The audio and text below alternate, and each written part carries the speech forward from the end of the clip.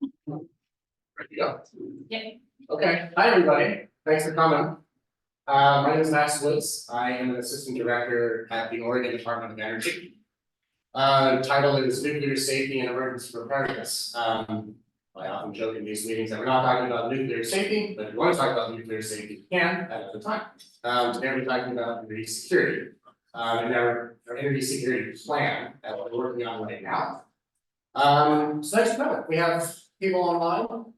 We've got the OWL device here. The OWL picks up and it will track sound in the room.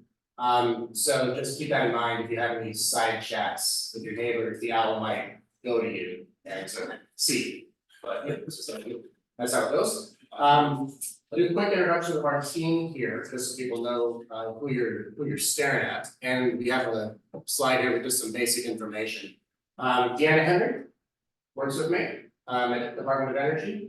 People may know Deanna from her role on emergency support for fuels, our emergency manager. Also, energy security program manager as well. So doing a lot of work for us. We have Michael Friels, an energy analyst, policy analyst. Yeah, good job. Yeah. Department of Energy. And Michael's going to talk a little bit at the end about another project that Odo's has ongoing. And two members of our contracting team, Dr. Casey Stedman, PhD from Oregon State. Go Beavers. There you are. Yes, there you are. Right. Very nice in that building. And Andrew Eisworth, member of our consulting team. And Tom Cecilia, another member of our team, is online today. So we have a lot of information today to get through. And just sort of as a, maybe the very first thing I'll say is we're trying, everybody's sitting a lot of Zoom presentations. We're trying to make this hybrid, so there's a little complexity to it all. We're trying to make it not so one direction. So we are going to be asking, you may not know this, but welcome. We're going to be asking a lot from you, from online people in the room to help us, to give us feedback, to give us input. There's kind of two ways there's one way we're going to do that, two ways to do it. There's a tool called Slido, which is Casey will talk a little bit more about. That's on your phone. You can get it through this QR code or the link. We found that if you have a laptop, it's easier to use a laptop via the link than on the phone, just because the typing is kind of small on your phone. We also have the same, so for people online, phone, laptop is the way to go, computer is the way to go. In the room, we also have these printouts that people might have printed out. They're the same questions that you would see on the online version. That's just been printed out. If you prefer to handwrite or to kind of work on the paper, that's okay. Please feel free to do so. We'll collect it afterwards. We did a similar presentation yesterday in Tillamook. We allocated 2 hours for this block of time. We were probably wrapped up in about 90 minutes though, to be honest, just on sort of for your awareness of what's going to happen. But we welcome questions in this session, and we're here to talk. So as long as we need, but just for your thoughts on behind it. Let's see, what else? Recording meeting. So people know about that.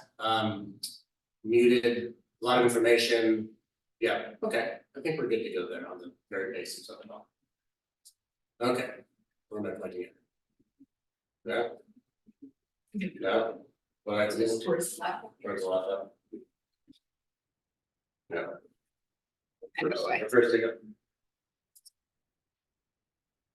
Right, while we're talking, I should say, so obviously in Portland, for our plan, our work is a statewide effort. We're doing meetings in the regions across the state.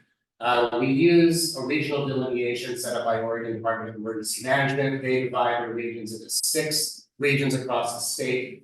Just for context, so today it's Multnomah, Washington, Clackamas, and Columbia County as the Portland Metro regions defined by OEM or ODAP that we're using as well. Like I said, yesterday we were in Tillamook for considered the North Coast region. Tomorrow we'll be in Pendleton for an Eastern region. Next week, Bend, Salem, and Bedford. So we're covering the state here in 2 weeks with similar content. We have region-specific information later in this presentation, so you'll see some data, some information that's focused on the metro region. I recognize that many of you here and online represent organizations that cover more than just the metro region, and that's okay. We'll talk about sort of how to interact with us, sort of the context of that, a little bit. Are you gonna do introductions? You wanna do that? Yeah, we can do that. Yeah, I think it'd be helpful to know who's online, things Okay. like that. Okay, let's do that. So we gotta know who we are. How about we start over here? Cause I'm Jay. Hi, good morning. I'm Jay Wilson, Resilience Coordinator with Clackamas County Disaster Management. I'm Todd Felix, I'm the emergency manager for Northwest Africa. Hi, my name is Nina. I am a Milwaukee resident, and also a graduate researcher with Reservoir Engineering, Environmental Engineering Department for Portland State. Hi, I'm Mary Rudolph. I'm an environmental policy analyst at Northwest Natural Gas. Good morning, I'm Mike Hortonhoff. I work for the state of Oregon Department of Environmental Quality. I'm managing the program to work on the CEI fuel seismic stability improvements. I'm Jennifer Jolly with the Oregon Municipal Electric Utilities Association. I'm Maddie Stitzel and I'm a Golden University. I'm Vanessa Putnam and I'm with Pacific Northwest National Labs. Anna Donnie Kaplan with Bonneville Power and I'm in government affairs as the Oregon base.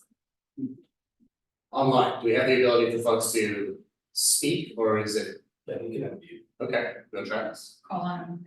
Sure, Aaron Fox, you're gonna introduce yourself? I hope my audio is not great, so I hope you called on me. I'm Diana Foss. I'm the senior policy analyst for the underground storage tank program at the Oregon Department of Environmental Quality. Sorry, and I think you called on me as well. This is Aaron Fox. I'm part of Washington County Emergency Management, and I'll be taking over the fuel plan once Scott Porter retires. So for good. So that's where my involvement is. Oh, retirements, okay, okay. We'll have to talk later. Good morning. My name is Jack Kerfoot. I'm on the board of Engineers for Sustainable Future. I've spent over 40 years in the energy industry. I've written a book, Fueling America: An Insider's Journey. I've given over 100 presentations on radios, television, and podcasts on a broad range of renewable energy issues. Recent work here has been on the critical energy infrastructure and the risk that it presents to our state and to our city. Danielle, you want to go next? You say Danelle? Yes. Hey, Danelle Peterson, Port of Portland. I kind of married a couple of these things. I develop our resilience program at the for the Port of Portland at the airport, and port-wide. And then I also facilitate our energy carbon action team. So coordinating all of our efforts managing energy port-wide. Thank you, Danielle. Ashley, would you mind going next?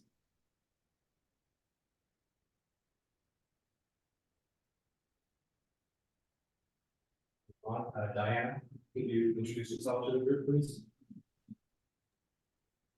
Oh, sorry, I thought I already did. So Diana Foss, underground storage tank, senior policy analyst at Oregon DEQ. Sorry about that. Haley.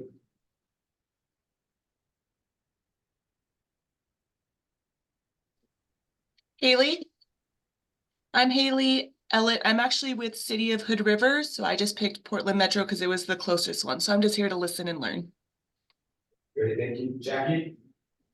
Yeah, I'm Jackie Nursky with Pacific Power, emergency manager for the Central West District. Great, thank you. Jennifer? Hi, I'm Jennifer Stacy. I'm an emergency program specialist at the Port of Portland. I do the planning for our emergency management department and have been involved in several of the fuel exercises and utility response plans, outage response plans. Awesome, thank you. Lauren? Hi, I'm Lauren Rosenstein. I'm the Community Equity and Inclusion Analyst at the Oregon Department of Energy.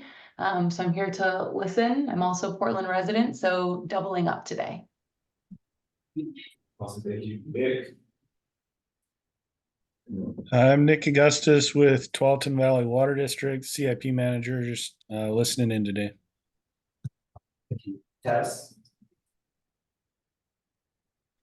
Hi, everyone. Tess Milio with Milio Capital Consulting. I am representing multiple clients today, including CREA, the Community Renewable Energy Association, and Recology Oregon.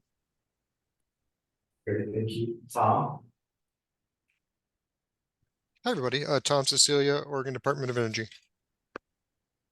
Great, thanks, Tom. And Veronica?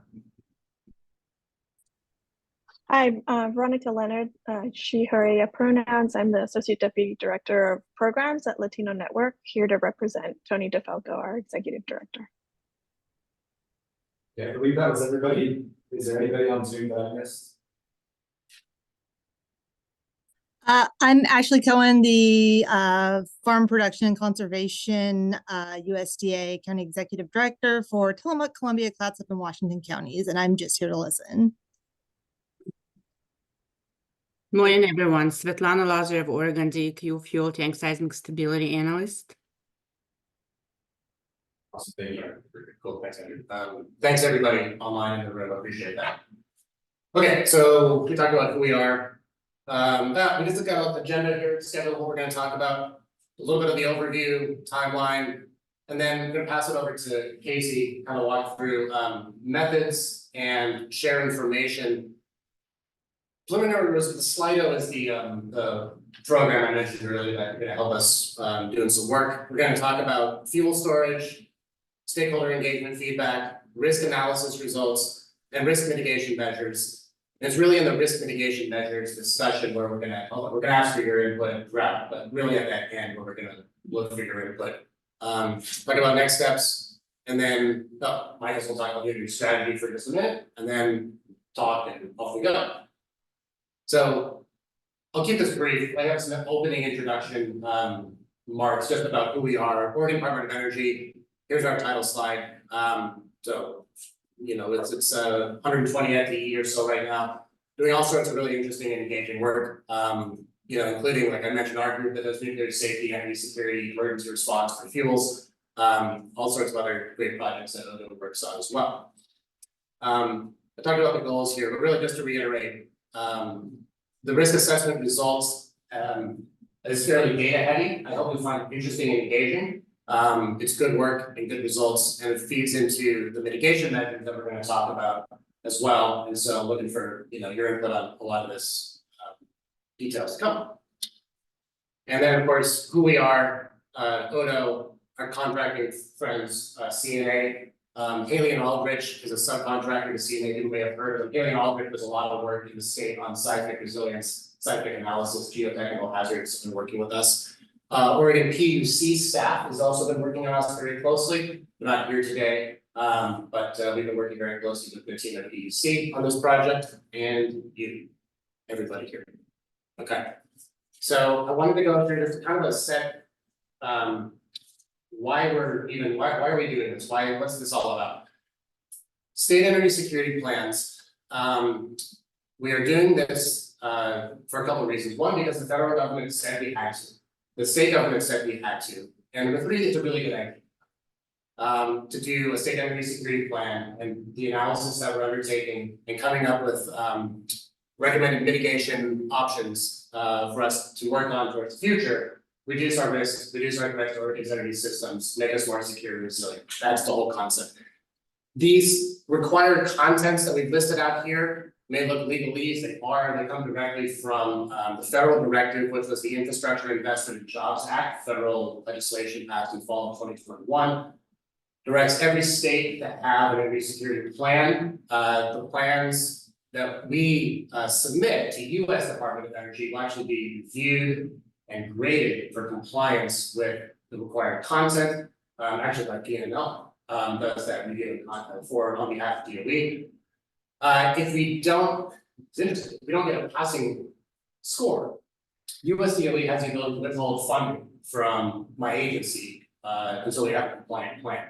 So USDOE is both, you know, Congress is giving the funding for us to do this work. They also come with the hook that we have to do it and we have to do it well. Otherwise, there's, you know, straight up with some funding for the future. So we're pretty incentivized to do a good job at it. I also mentioned, it's kind of listed here, Senate Bill, that's Oregon Senate Bill 1567. That's the state directive that was from 2022 legislative session for us to do this project. We'll talk about that a little bit later. SB 1567 has some additional content what the feds are requiring of us, particularly around fuel and fuel resilience and fuel infrastructure.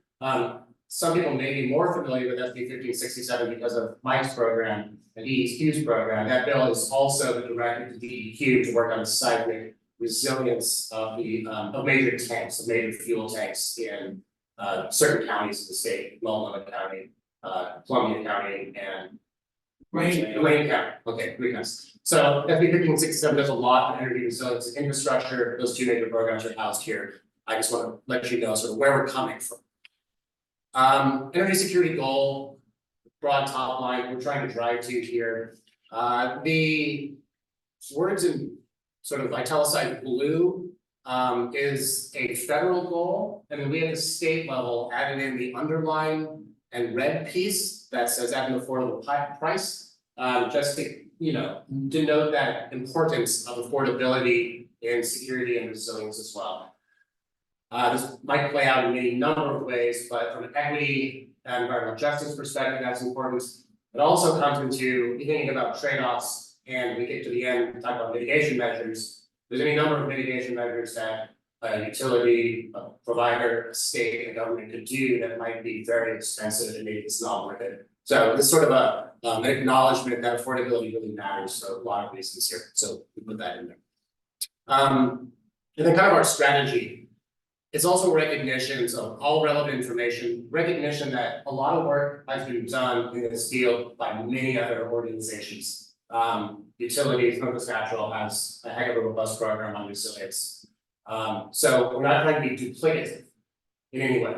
We are collecting new data, we are doing new analysis, you'll see some of that rolled out here, but we're also trying to make sure that we are capturing information that's already been prepared by other organizations, by utilities, by other governments, and pull it together into a comprehensive approach. Some of the information is security sensitive, not available for public, most will be available, most information in our primary report will be publicly available when it's finished. So just kind of an acknowledgement here that a lot of work's been done and is being done in this sector now, not just us, we're trying to coordinate states' efforts. So this is another piece, sort of our, just to get back to SB 1567, the fuels piece. The energy security plan is not just about fuel.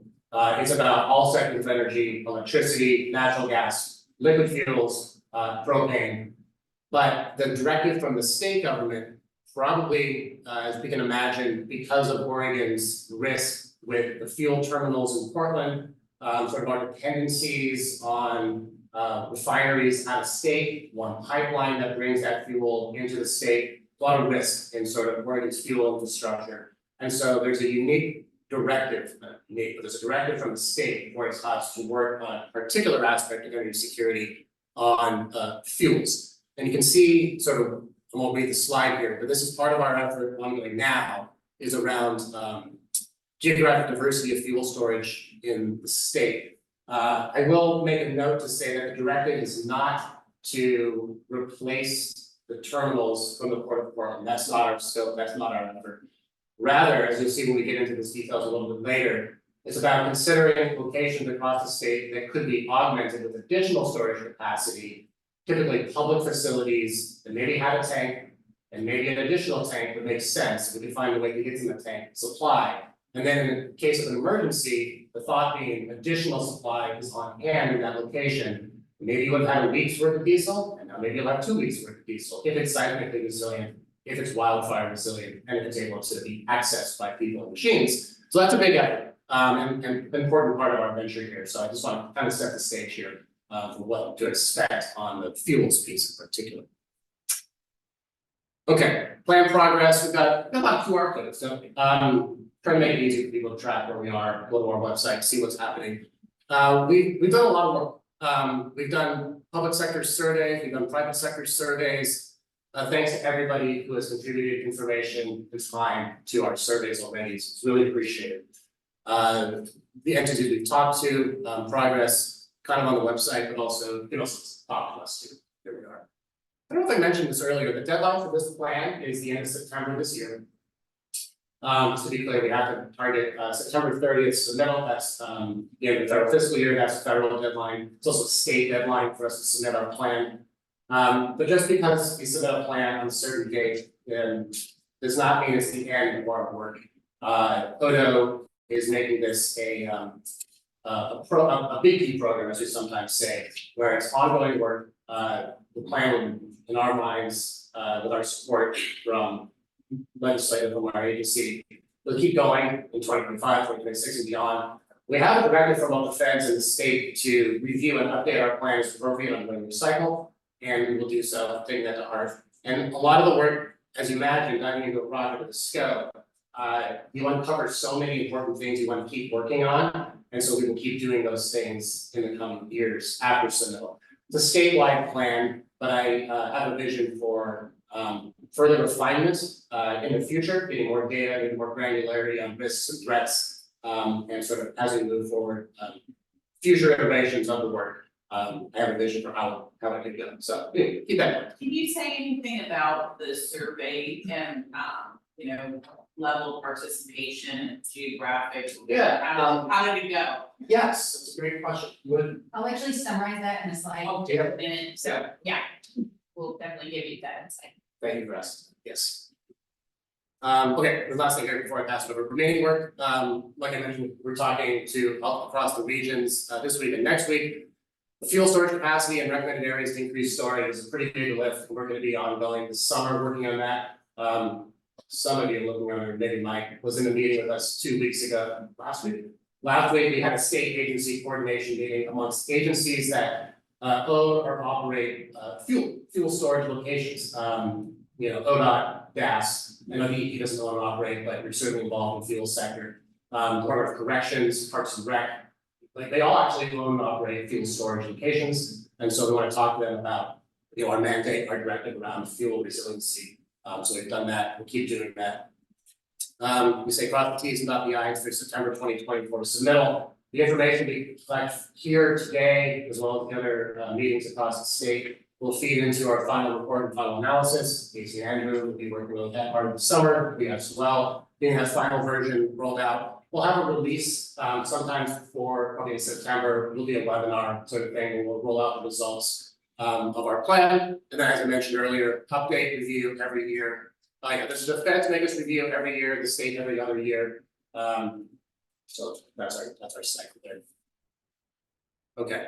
Any questions? There's a lot of stuff there. We're gonna get even more details now. Okay. Any questions on that? Good to go. Okay. We'll pass it over to Dr. Casey. Thank you. Thanks. So thanks for asking about the stakeholder engagement level of participation. We will get into that after the break when we show some of our preliminary results. What I'm going to start with is more high level, just foundation background when we structured this project and the timeline we've had to work on it, and as we're wrapping things up. So as we get into the timeline and the structure, I want to just first remind us of why we're doing this, so we understand what all of our efforts are supporting. So our objectives here are to identify, assess, and mitigate the risks to our energy infrastructure in order that we can plan for, respond to, and recover from events that can disrupt the energy supply. And so there's a lot encompassed here. We're working through each of these efforts in order to achieve these objectives.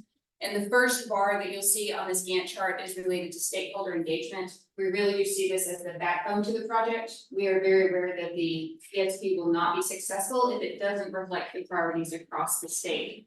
So our stakeholder engagement efforts began in the fall and they'll last through the end of the project. Next on this chart, we see data collection. So again, starting last fall, working through into the spring, our efforts were primarily dedicated to collecting quality data so that we could conduct our analysis. So a lot of effort there. And then the actual risk assessment, we took two approaches to the actual analysis, and I'll walk through what those approaches are in a few slides. And then the development of the risk mitigation measures. As Max mentioned, this is one of our primary objectives today, is getting feedback from you guys on the risk mitigation measures. We're going to be asking you to prioritize them specific to the circumstances in your region, because you know your region best. And then, of course, we do have the fuel storage aspect of this project that is ongoing. So the geospatial structure, as Max mentioned, we have adopted the regions as defined by OEM. Looks like most of the people in this room are already familiar with this map on the left. Each of these regions are color coded. And then, of course, we do want insight from the tribal governments as well. And so just this quick snapshot of the distribution of their headquarters throughout the state. And then within the energy sector itself, we're going to be focusing on 3 categories. So looking at the subsectors of electricity, natural gas, and liquid fuels. So that's how this talk will largely be structured as well. With regard to stakeholder engagement, we began with our kickoff meeting, and then we had 2 parallel efforts, again, focused on that data collection, and then also trying to understand what the threats are. So we worked closely with the private sector and then as well as the public sector, working towards that regional representation to get a clear understanding of which threats are leading to disruptions in the energy sector and some of the details around that, preparedness for those events and so on. We do have meetings for the fuel storage branch of the project, and we're currently in what we're calling this Roadshow, so the series of 7 meetings over 2 weeks' time, where we're getting primarily feedback on risk mitigation measures and then on the risk assessment preliminary results as well. And then, of course, we'll have the project rollout as we wrap things up. And so Max already outlined this for you guys, but this is where we stand in the series of the Roadshow. So we're in our 2nd meeting right now here with you guys in Portland. So our methods. We have created a series of maps organizing the infrastructure of the different energy subsectors and flows of these commodities. We don't have time to get into the detail of these maps here, but we did want them to be on hand for you guys to reference, just so you can have a reminder if you're not really familiar with it, of where the different assets are located, what those assets are, some of these primary routes for the flows of the commodities. So these are in your handout. We have hard copies in the room. If you don't have one, certainly let us know. We'll pass it around. And then they're available online in the chat. It's in the link. If you haven't accessed it yet, you can. And so for the electricity subsector, you have a series of 3 maps. The first one focuses on sourcing. So these are the different power plants, types of power plants and imports of electricity and so on. You have one focused on transmissions. These are the primary transmission lines in the state. And then one focused on customers. We'll actually focus on this really just a little bit in the next slide. We have one map for natural gas that's able to summarize that entire system at a higher level. And then for liquid fuels, we have a number of maps because there are so many commodities that would fall under this category. We obviously can't include all of them, but what we have done is include an example using diesel that really highlights some of these primary routes of flow that are really key to this region. And so you have one for sourcing, illustrating where the imports are coming from, largely pipelines and then maritime. You also see truck and rail on that map. And then distribution. The distribution map is the result of routing analysis. So we're looking at these primary roadways that are dependent on for distributing the diesel commodity. So I did mention I'd touch on the customers map with a little more detail. So here we have the electricity subsector, and each of these counties, we have a pie chart that is sized based on the number of customers served by the different utility companies, and they're color coded by the type of utility. And so here in the state of Oregon, we have 41 total utilities across the state. 3 of these are investor owned, and then 38 others. Those 3 IOUs are investor owned. They're color coded in red in the pie charts. And so you can see they obviously do play a very important role throughout the state. In Eastern Oregon, you'll see more blue pie, slices of the pie that are colored blue. Those are the cooperative owned utilities. And then we have the municipal utilities in yellow and people's utilities in orange. So is the municipals only showing up, like McMinnville and Hermiston and stuff aren't showing up? Is it because they're too small, or? It looks like they're only in Wayne County that there's municipal, but there's actually 11, like Ashland, Hermiston, McMinnville, some of the smaller ones like Canby and Monmouth may not show up, but it looks like there's only municipals in Wayne County, which would be EWEB. So I don't know if it's just sizing or. Yeah, I'm looking at maybe some of the slices of the pies, if some of those are smaller. I don't know the locations, sorry, of all of the cities that you're calling out, and it could also be the source of data. We have those captured in the I think it's a function of the size. size, Yeah, okay. if we were able to zoom these in really big, see a little sliver. Okay, and- all right, I just wanna make sure they're there somewhere. Thank you. Okay. Okay, so as we're collecting data, collecting feedback, doing our literature reviews, we're putting all this information together to narrow down the list of threats that would be included in this project, and they're summarized here. So for natural hazards, we have the Cascadia subduction zone, earthquake and tsunami, drought, flood, lightning, wildfire, windstorm, and winter storm.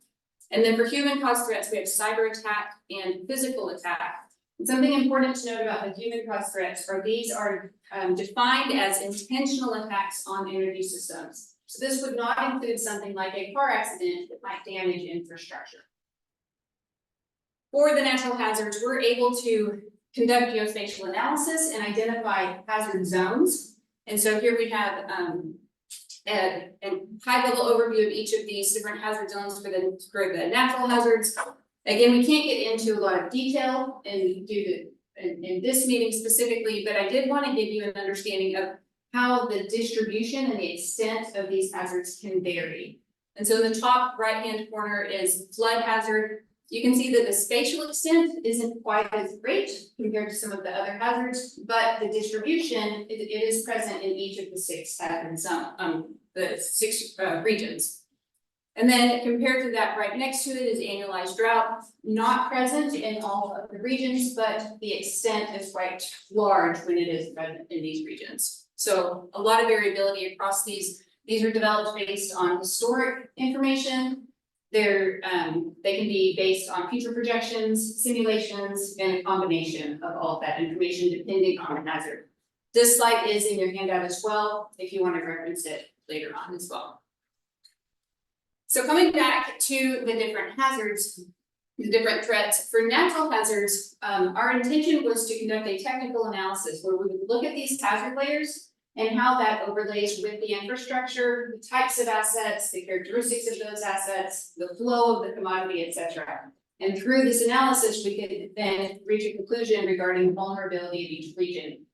Now, this technical analysis is very data intense. And for the liquid fuel subsector, we were able to secure the data in order to perform the technical analysis. However, given the time constraints of this project, we were not able to secure the data for the electric or natural gas subsectors. So what we decided to do was pivot, and we created what we're calling a hybrid survey, which gave each of the utilities an opportunity to do a self-assessment, and it was structured around our technical analysis. So the information that they gave us, we could streamline it and ultimately come up with the same output that we got for our technical analysis. So for liquid fuels, natural hazards, we did technical analysis. For electric and natural gas, we used the hybrid survey for the natural hazards. Can you explain the difference? I mean, what is the difference in the quality of the information? Yeah, I'm gonna, okay, good. So for human caused threats, we obviously can't create a hazard zone as we can for natural hazards, just to the nature of these threats. And so for consistency, we decided to adopt the hybrid survey across all 3 of the subsectors for the cyber attacks and physical attacks. So this is how we structured the analysis.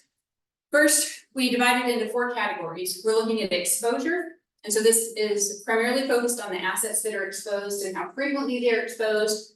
And then we have sensitivity. So this is considering the inherent qualities of the different assets and how that informs how a different asset would be affected by different threats. And we're looking at just how many of the system elements are sensitive. Potential impact is looking at the customers that are impacted and the time it takes to restore service after a disruption. And then adaptive capacity is looking at a collection of different measures that can be physical or operational. And we're using operational in a very broad sense here. And we're also looking at the maturity of the implementation of those measures.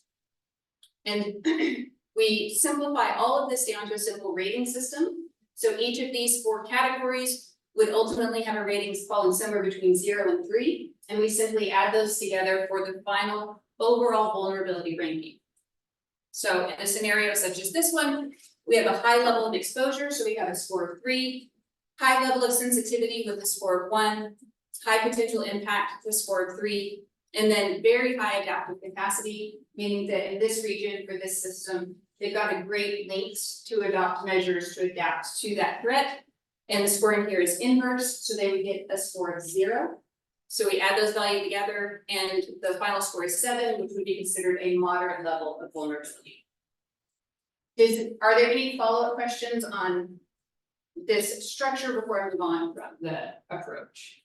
Is it based on the sector, the utility, and when you say you evaluated our by utility or the electric system, the natural gas? So yeah, so we repeat this series of steps for each of the subsectors, so electricity, natural gas, and liquid fuels. For electricity and natural gas, it was literally a survey. So we designed a survey that collected robust information, gave it to each of the utility companies, and then they would answer the questions, and we would put them into a rating system that would ultimately give us these scores. And then for the technical analysis, we go through and do geospatial analysis of each of these steps based on the robust data that we've collected thus far. So we need to know like how many utilities participated. Yeah, and that'll be in the preliminary results. I'll walk you through that as well. And is this utility type per region? Is that how that categorically is looked at? So I'll get into how the utilities break down in the preliminary results, but ultimately what we did is we started with which region each utility serves, and then that would be counted as what we would call our potential sample size. So the potential number of utilities that could represent that region. And then we offer the survey to all the utilities across the state, and then we can see which regions each of the utilities serve. And then we also considered which region the utility might have assets in, even though they don't serve it. And then their responses would be applied to each of the regions that we know they are associated with, whether it's through serving those customers or having assets in that region. Does that clarify? Sure. Okay. I'll stand by. Okay. Yes. Regarding the earthquake risk, and I think this is an exposure thing, the Cascadia subduction zone is clearly the big poster child. Biggest, perhaps most likely, but are you thinking about the local earthquake risks too? Like smaller non-regional faults? We're not, we're looking at the big one as it's often occurred. So we're looking specifically at the 9.0. Might be a future analysis, right? Yeah, so on. Yeah, the example was the Portland Hills Fault. Yeah. Runs right under the subduction zone, so it has smaller earthquakes, less frequent, but maybe more devastating right there at that spot where they happen. Yeah, and I will say there were a number of threats that were considered in the beginning, and we were narrowed down to this one, and obviously we had to cut it off at a certain point for this first project. Okay. So you guys now have the big overview of how things are structured, oriented with the project, what we're doing, why we're doing it, how we're doing it. The next portion of our time together is really going to be spent getting feedback from you guys. And so I'm going to present preliminary results, which will include the, who was participating and giving us this feedback. And we're going to take a lot of time to ask questions of you guys to see what's resonating with you, anything you disagree with, and then also prioritizing our risk mitigation measures that we're putting forward. And so if you have not yet connected to Slido, please do take a minute to do so. If you have a laptop, that's the preferred device because it can be a bit cumbersome on a smartphone. If you prefer to do it in writing in the room, we do have hard copies of the questions. We will be going through these questions a small section at a time, so please don't feel like you have to go online right now and start blowing through all questions. We will pause in between sections of the talk, give you a moment to respond, and then we'll move on to the next topic. So at this point, before we break, are there any questions online or in the room before we move on? Yeah, we have 2 questions in the chat. First one being, have you looked at what other states are doing on energy security above ground fuel storage? That's just other states like North Dakota, Texas, Mexico, New Jersey, etc. So we do have some resources in our broader literature review. I don't know how I could summarize right now how that may have influenced our comprehensive review. I don't know that I could summarize that quickly.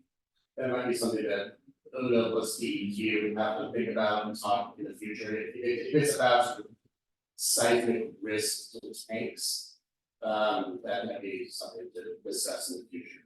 All major bulk tanks exist everywhere in the country. I suspect that, engineering standards based on risk is something that might be influential for other designs. And second question is, new and US studies show significant increases in frequency and intensity on natural hazards due to climate change over the last 20 to 40 years. Did you assume a forecast increase in natural hazards? Yeah, so we did use climate change projections, RSP 8.5, and some of the the natural hazard zones in identifying those areas. So we could not use the climate, because of how these projections apply to the different threats, it wasn't appropriate to use them in all scenarios. But for example, drought is one where we're using precipitation projections moving forward in the most severe climate change modeling scenario, the 8.5. Thank you, Jack. If you have any follow-up questions, please feel free to you can ask. Okay, anything else in the room? Is it just for this region or for the state as a whole when we're evaluating this? Today, we're interested specifically in the Portland metro region. So that's why we're traveling to each of the regions one at a time. We want to understand what your circumstances, how they inform your prioritization of the risk mitigation measures. And then also, I'll be giving you a high-level summary of what people have been telling us thus far, and we want your impression of what other people are telling us. Do you agree or is there something you feel like should be on our radar that no one else has told us yet?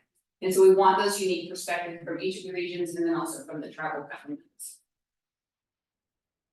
I have a question. We may go through it when you talk through the assessment results, but either for the survey or for when you guys under the assessment itself, are you only looking at their location within these natural hazard zones? Or are you looking at things like facility type, age, like fuel tank construction style? And for the surveys, is that self-reported information, anything that is either if they actually knew the age of their infrastructure, and is it something the state can verify? Yeah, so it's a great question. For the technical analysis, the answer is yes. That's exactly the type of information that we're analyzing. We're looking at those characteristics to the extent we can collect information on it, whether it's through interviews with the private sector, whether it's through data that exists on infrastructure and so on. Our primary focus is what overlaps with the hazard zone. However, we also are looking at downstream impacts, right? So we're looking at the flows and what might be affected. Something happens upstream because it's in a hazard zone and it affects things downstream. Again, very data intense. We couldn't take that approach with electricity and natural gas. So with those, we couldn't get into that much detail with the utilities. We wanted them to actually complete the survey. And so we had to, be sensitive to everyone's schedules. And so we were much higher level with the utilities whenever they would self-report.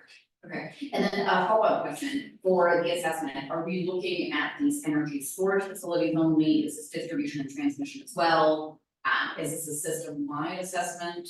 I'm sorry, what did you start with? The storage is like energy storage, okay, for the assessment, are we looking at energy storage facilities only or distribution and transmission as well? Distribution and transmission, sorry.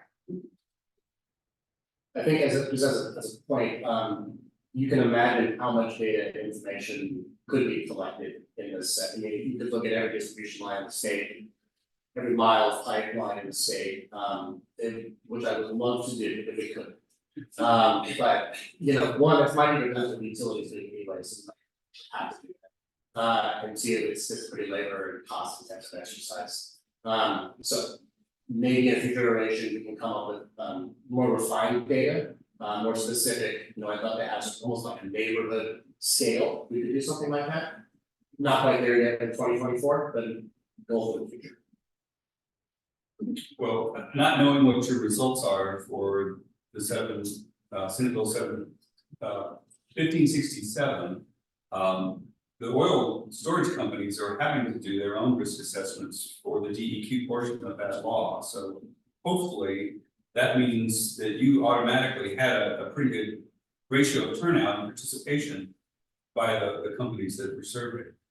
And we did work with DEQ as Yeah, well. we worked very closely with Mike the whole time and we had great interviews with each one of the terminals and fuel distributors. Well, As that's well good. as the propane associations of their members. So we did get a lot of data we didn't have.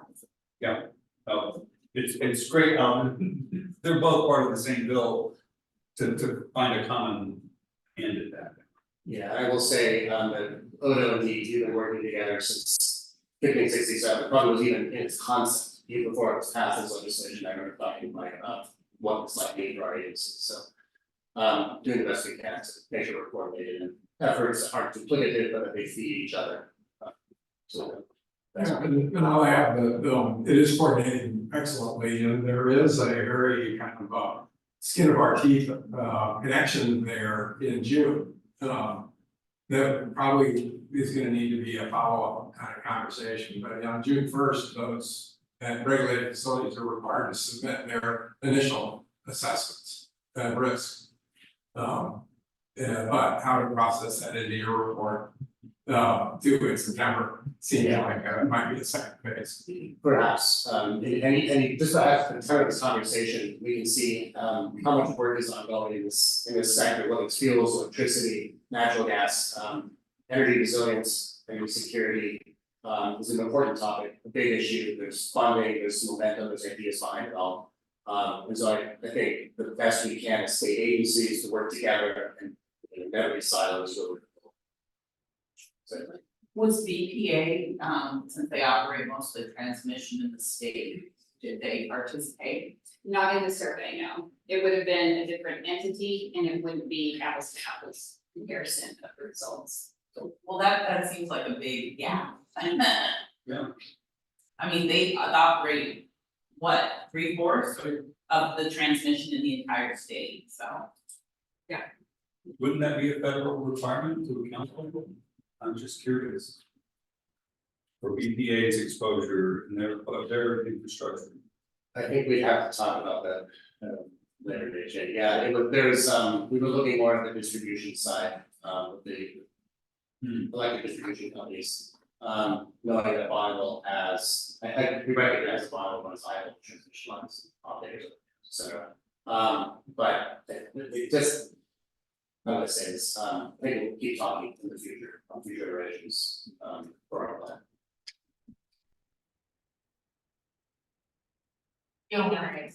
We're Let's talk. Well, I will say today, getting feedback from you will be very helpful, right? So we'll show what the utility companies have shared and then obviously give us your perspectives on everything that we're presenting, because Good to know how they handled it in Washington State. If it's any different than the way Oregon's program or not. We do coordinate with our counterparts at the state level, Washington's energy offices and their department of Commerce, and we work with them on a whole host of issues. I know that they're doing a plan right now, so. It just seems like the catastrophic potential is huge if that's not factored in, I guess. Certainly for wildfire, at least. In Clackamas County, you've got EPA lines running right through a lot of wildfire area. anything else on? Okay, so at this point, let's go ahead and take 5 minutes and we have, thanks for joining us. We'll be back in 5, so at 10:55, we'll come back and we'll walk through the preliminary results and get into slide. Bring slides. It's fine, we're on it.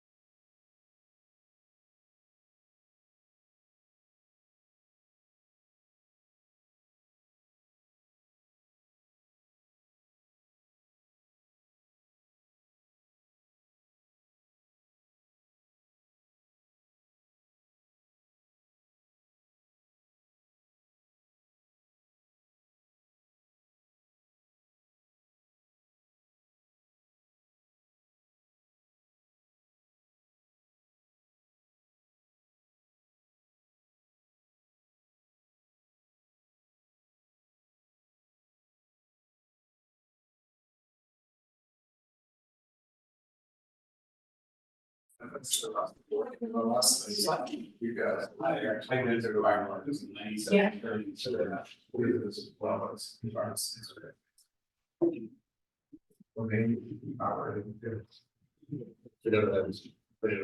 I'm just resetting it. It keeps.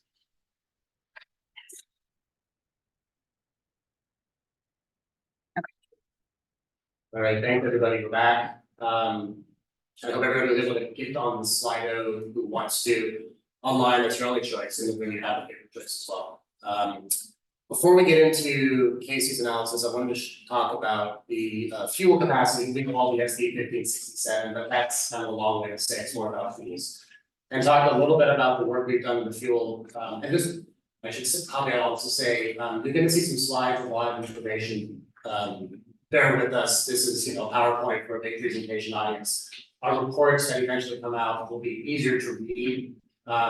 And have information that's a little more user friendly, shall we say. And yeah, I think some of this information, it's not going to be as detailed on the maps as like you're going to see a bunch of data.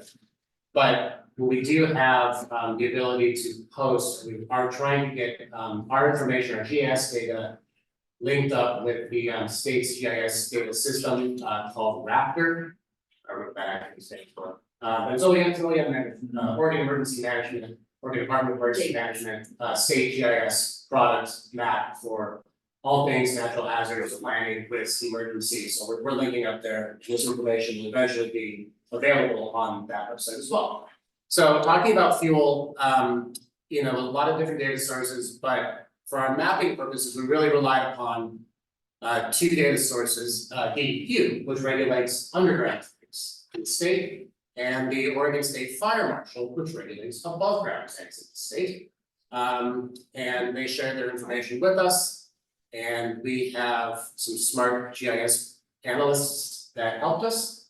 And this is our big reveal, which may not be a lot to some people, but this is really cool. This is information that Deanna, you've told me you've wanted to have for many years. The mapped system of fuel capacity in Oregon. There's a lot of information going on here. Really, I think the bottom line that I want people to take away is we've got some numbers on gallons of capacity. We've got locations where above and below ground tanks are. Let me caveat this and say, well, I'm pointing to people on the phone can't see me. Excludes terminal storage capacity.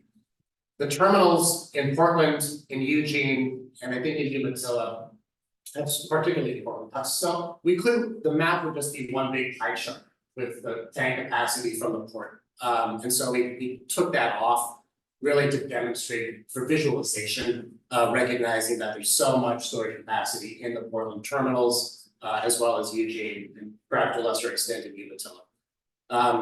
The triangles show the terminals. They're covered up by the pie charts, but there's one in Pasco, Washington, and that must be Clarkston, Washington, up there too.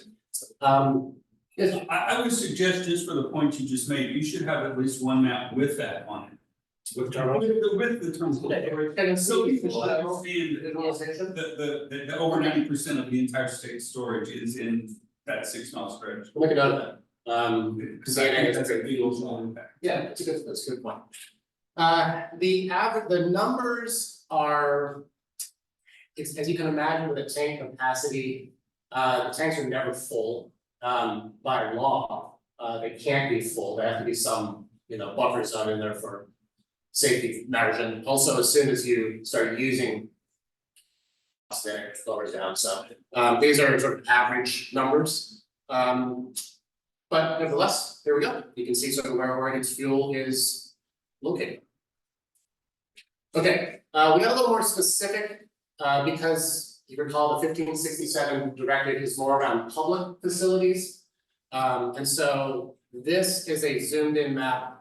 Well, it kind of gets down to the metro region. We also recognize that despite the fact using regions, no region is isolated. Is kind of a reductionist way to look at it. So we show the other regions around. The blue dots are government-owned facilities. We have turquoise dots are government partners. Government partners are primarily education institutions, universities, and school districts. and utilities as well. Electric utilities and natural gas utilities also own liquid fuels for their own purposes. I learned yesterday, I learned yesterday, Northwest Natural in the Northwest District in Warrenton as a fuel unit. No, but they do. So the like PUDs and municipals, which are governmental, are they considered governmental partners of government for this? Oh, it's a good question, Jennifer. I don't know, to be honest. Okay. But if they have fuel, and we, It's it would be, where it would be represented. Yeah, Okay. yeah, thank you for that.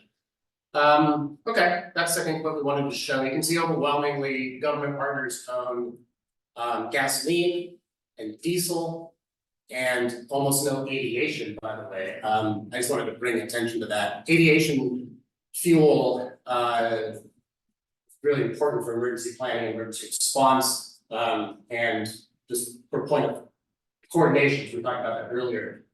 We are in talks with Oregon Department of Aviation about state-owned and operated airports and their fuel capacity and storage capabilities. I think that was the point. Oh, the 2 tanks, this is just as a note for explanation. Those 2 tanks are PGE facilities in Columbia County at their power plant facilities. It means the Beaver power plant has the ability for redundancy to use liquid fuel. Anyway, it was so much, it kind of worked. Again, same idea that it sort of threw off the analysis, but I just wanted to explain that to people. So here you go, a lot of information. And then sort of more discussion points. This map now shows the risk, the red is the higher level of risk for Cascadia subduction zone earthquake, intensity and shaking, and sort of where the capacity of our fuel infrastructure lies in relation to earthquakes.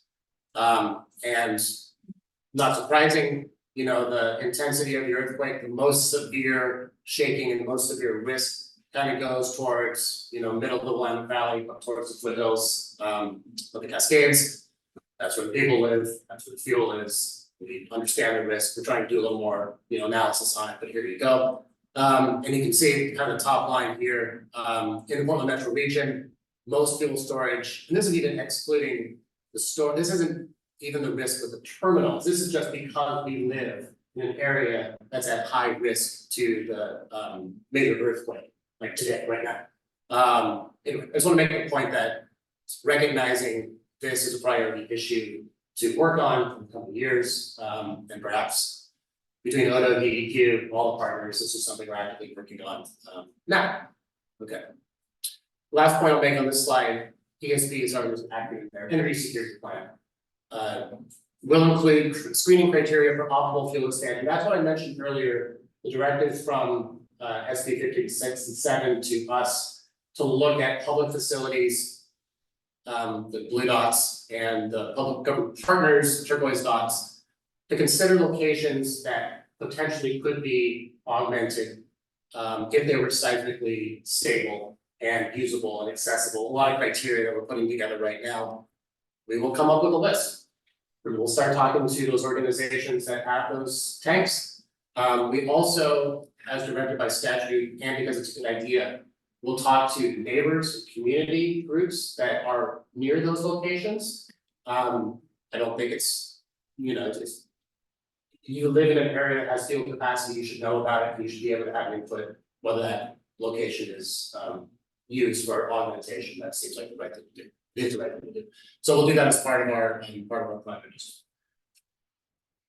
Okay, next steps. This kind of zooms in here, and I think the pink and the red is more of the risk based on Cascadia. Oh yeah, talk to communities, I just mentioned that. Well, this is a call out. If your facility is government owned and has resilient fuel storage, give us a call. Basically, that just means, let's talk if you're a government entity. Maybe Clackamas County has a PDR, the Public Works Department.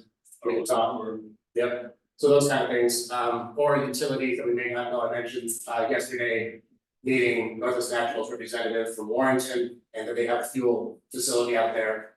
You know, those are the people we like to talk to if we can, to see what they have, and probably take some site visits, look around, and do some analysis on potential capacity building. When you say public fuel capacity, are we speaking for emergency response? Yes, Okay, yes. not for the state as a whole. Yeah, I should clarify. Yeah, really the idea is that if there's additional capacity on hand, they have to be able to use it. Fuel has a life, people know that, right? Fuel goes bad, diesel expires, so you have to be able to use it. So it's kind of, it's a tricky task to find locations that can use additional capacity in good times, the blue sky days, you might say. And also be ready that in an emergency, you have additional capacity on hand and we can say, hey, remember that tank we put in Northwest Natural in Warrington? We need it because, you know, there's a disaster, we need that fuel. So a question about that, so since you use our fuel as an example. If we did have a disaster, are you prioritizing where you would get that fuel from? Meaning, about the last place I would take fuel from would be a utility. Yeah, I think what we would do is that you would get to keep your fuel, and you use your fuel for as long as you need to for your missions. But that gives us time then to bring fuel from outside of the region to support and resupply you. But when we talk to hospitals, they have the same concern. I don't want to tell you how much fuel we have, because I don't want you to take it, and that's never going to be our position. It's just that you have extra fuel, do what you need for as long as you need, giving us time to bring in resupply. and you can imagine what a public works department, maybe the situation is a little different where fire trucks, ambulances, bulldozers, we can maybe coordinate a little bit for that field. But yes, absolutely. We've done our own internal studies, we know how much fuel we have, For your how many days that lasts, and all that kind of stuff. Yeah, when we talk to state agencies like ODOT and, you know, Department of Aviation, those are larger locations so that, you know, federal entities coming in to respond could also fill up there. It's like a co-located location because during gas stadium, there's no way we can deliver fuel to every location. So we're just identifying locations that we can possibly go to. But Northwest Natural, hospitals, 911 centers, those types of facilities could take their fuel and use it, and we'll bring in resupply. Right, yeah. Okay, I think that's all I wanted to just talk about on the fuel side. Excellent. I got a question on the earthquake graphic you had shown. You know, your earthquake characterizations at the beginning, it didn't only talk about shaking, it talked about liquefaction and landslides too. Are those just rolled into this The case of that. hazard slide? Yeah, yes, it is. Okay. Yeah, it's a good point. I mean, the earthquake, the shaking itself, it has add-on effects, landslide, liquefaction, so. Yeah, those are permanent ground failures as opposed to the shaking stops, but the bearing weight for those sites, for the ground, is permanently changed. Yeah. Yeah.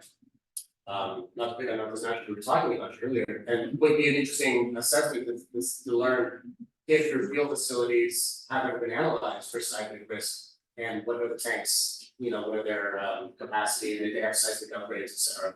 And that's the kind of very detailed analysis that we'd love to do, is to kind of get into, and even beyond what the 1567 directive to DEQ is doing, because there's a whole host of tanks, I mean, all these other tanks that are either, these are any size, by the way, that don't, the DEQ program is very specific for large tanks in certain counties. So literally it's a lot of other tanks that are not covered by that program for future consideration and discussion. One more question, looking at public fuel capacity, you mentioned the siting criteria has to do with access.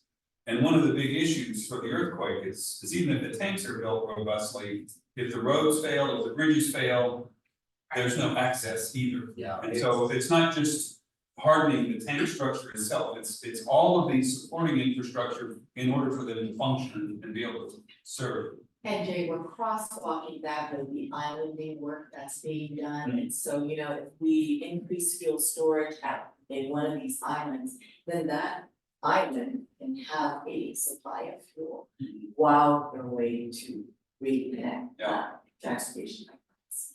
Deanna mentioned the word island, and just for clarification, there's work that's been ongoing in the state on looking at how Oregon's the connected transportation, right? Transportation nodes, roads, bridges would hold up in a major earthquake And the islands, shall we say, meaning locations in our state that are isolated and cut off from access outside other regions, thus creating a proverbial island that can't be accessed by road.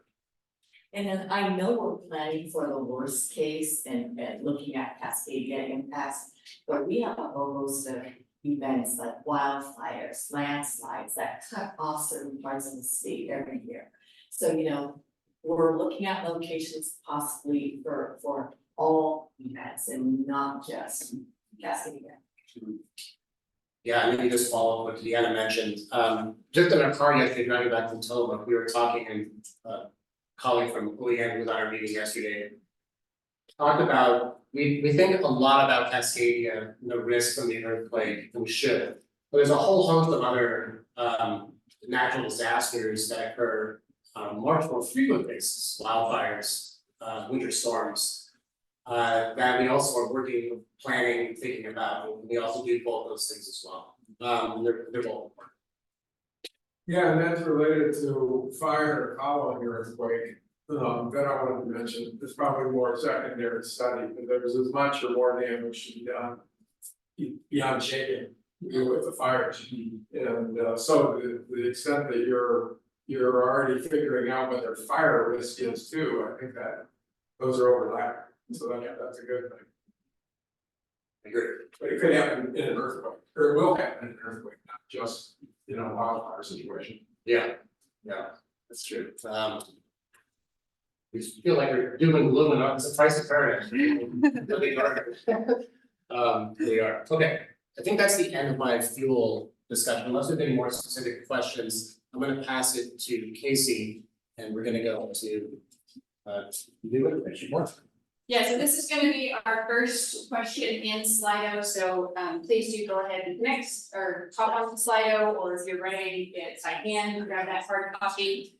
So what we just wanna know is if you're willing to engage with Odo on efforts to increase fuel storage capacity, go ahead and indicate that now so that we know to reach out to you and follow up. If you're online, we do ask that whenever you finish answering the questions, as we walk through them in different sections, please raise your hand to let us know that you're complete. That way we give everybody as much time as they need to give us their feedback.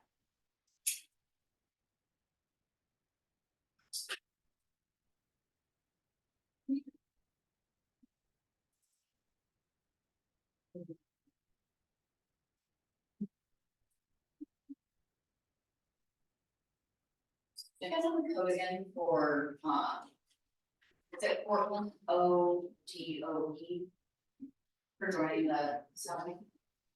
Oh, Yeah, very. There's Portland OGOE. Portland Odo, yeah.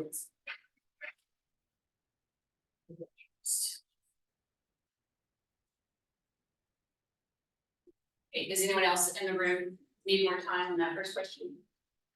How are we doing? Oh, only one. Only one here. Anyone online, if you are done, please do raise your hand and let us know so that we'll know that you've had enough time. We can move on.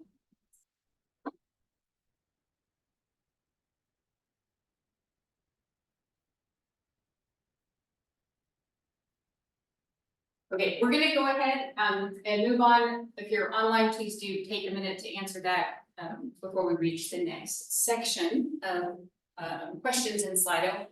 So as I mentioned before, we're gonna walk through our preliminary results through this portion of our time together, and we're gonna have a rhythm to our interaction. A lot of this is aimed at getting your feedback, your reactions to what we've heard thus far and our preliminary results. And so we're gonna start with the feedback from stakeholders.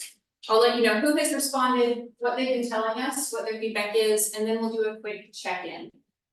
Then we'll move on to the actual risk assessment, and we'll go through each of the subsectors. So talking through electricity, then natural gas and liquid fuels. And I'll show you again who has been engaging with us, give you the final vulnerability rankings in the form of a matrix, which is also in your handout, so you have access to that. I'll walk through some details related to adaptive capacity feedback, and then we'll do a check-in to get your impression of these results. The last round of engagement with this rhythm is going to be the risk mitigation measures. Here, we're gonna break it into 4 categories. First, we're gonna do very high level risk mitigation measures that could apply to all systems.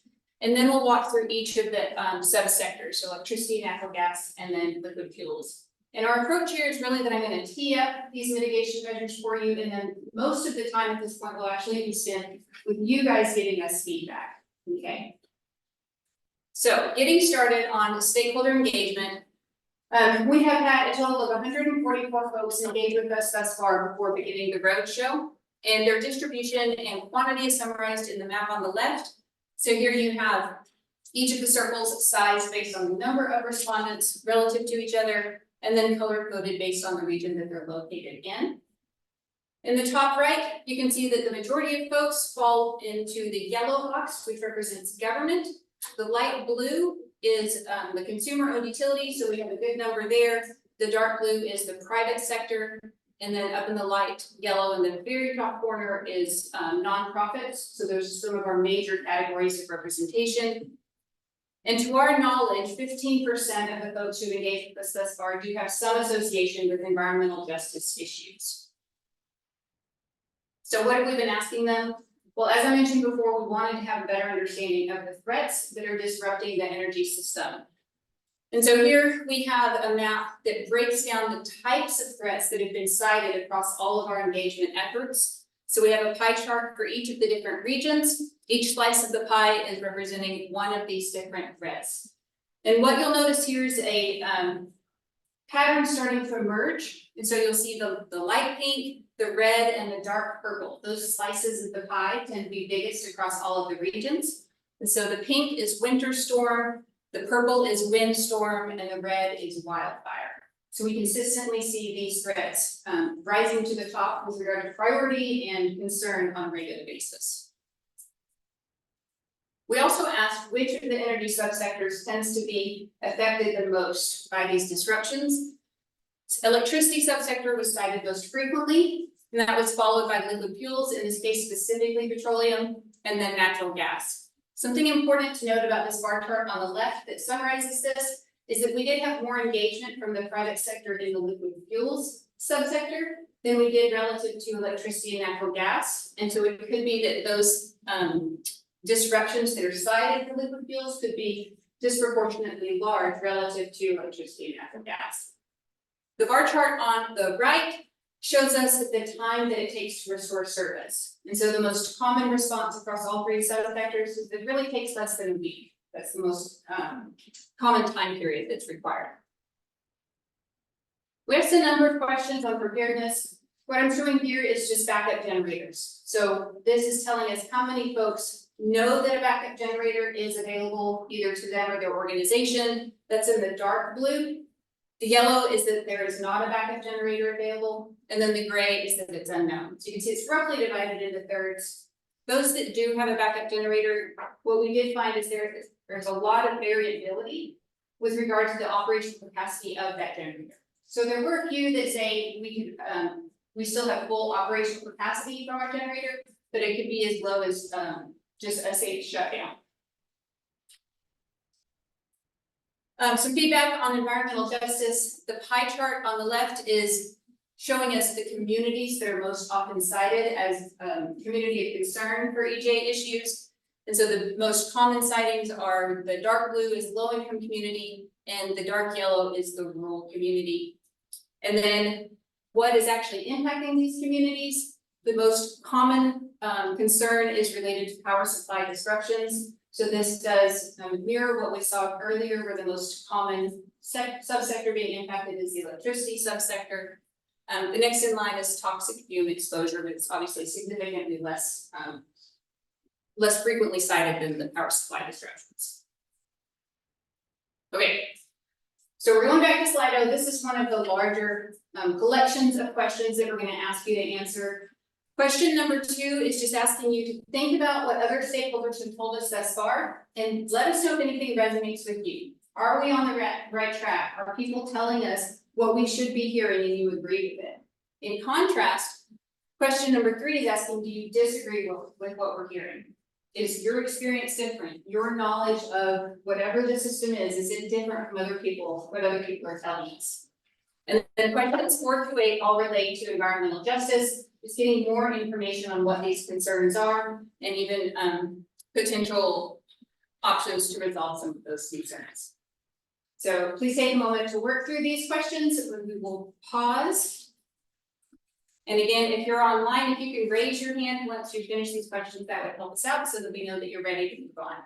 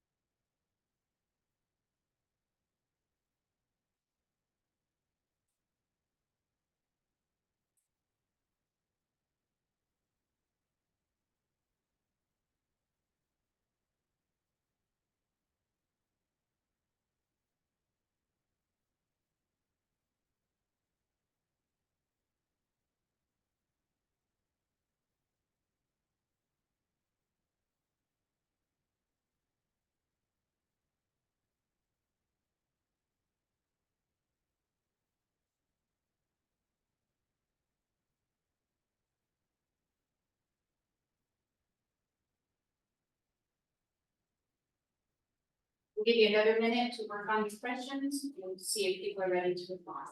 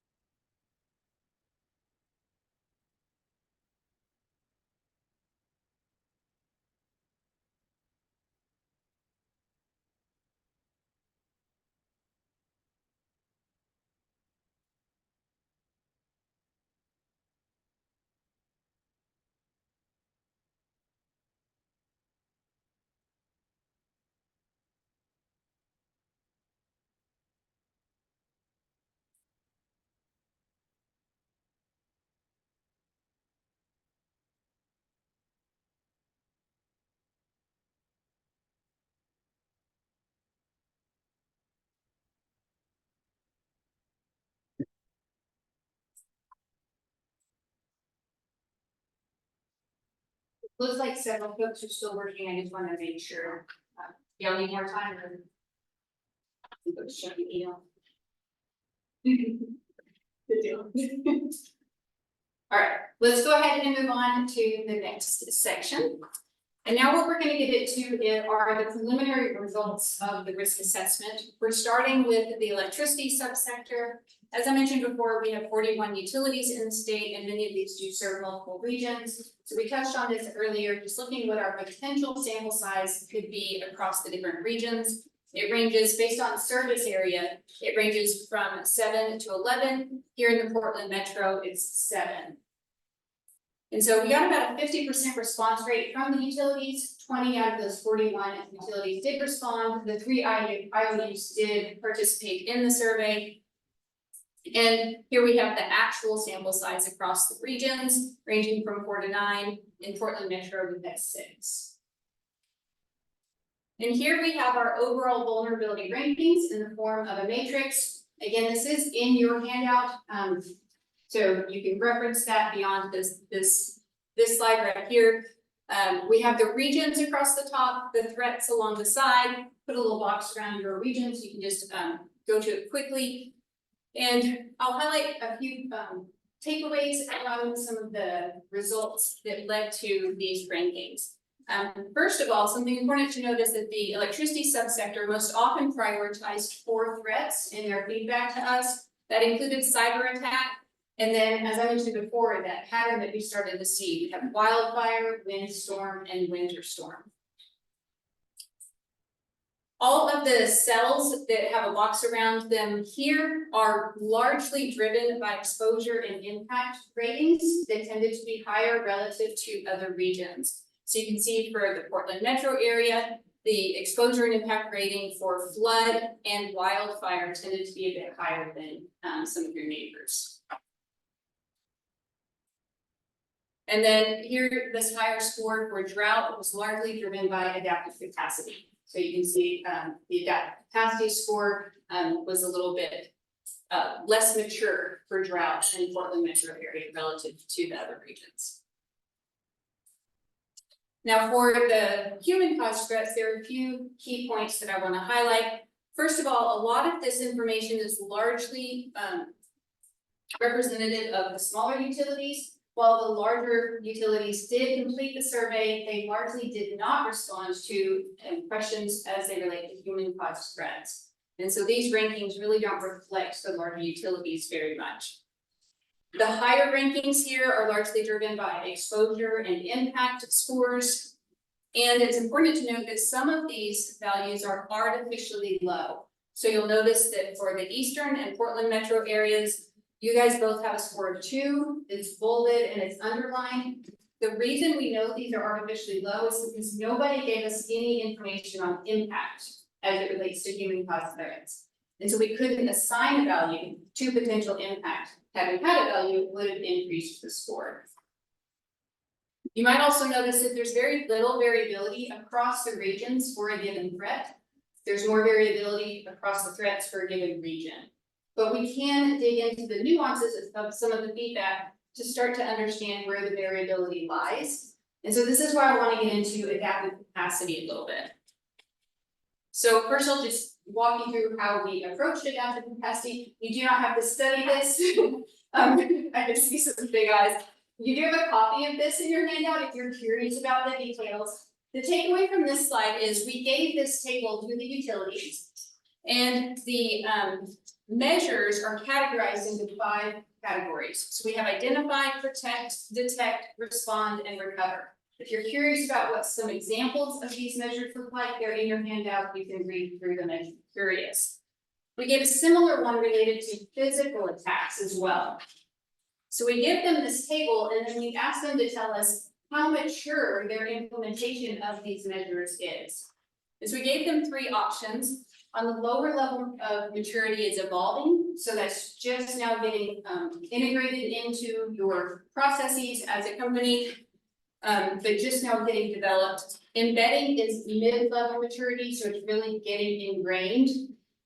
And then optimizing, this is the highest level of maturity where they would be considered a leader in their field as it pertains to those measures.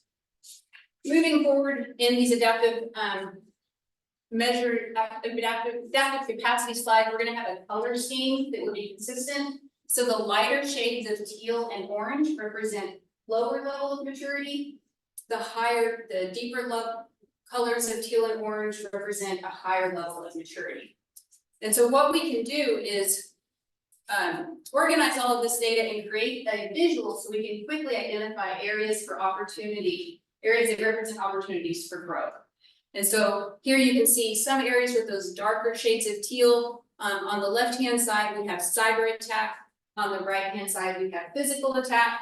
And so you can see we do have some that ranked as optimized for protect, respond, and recover for cyber, and then for physical under identify.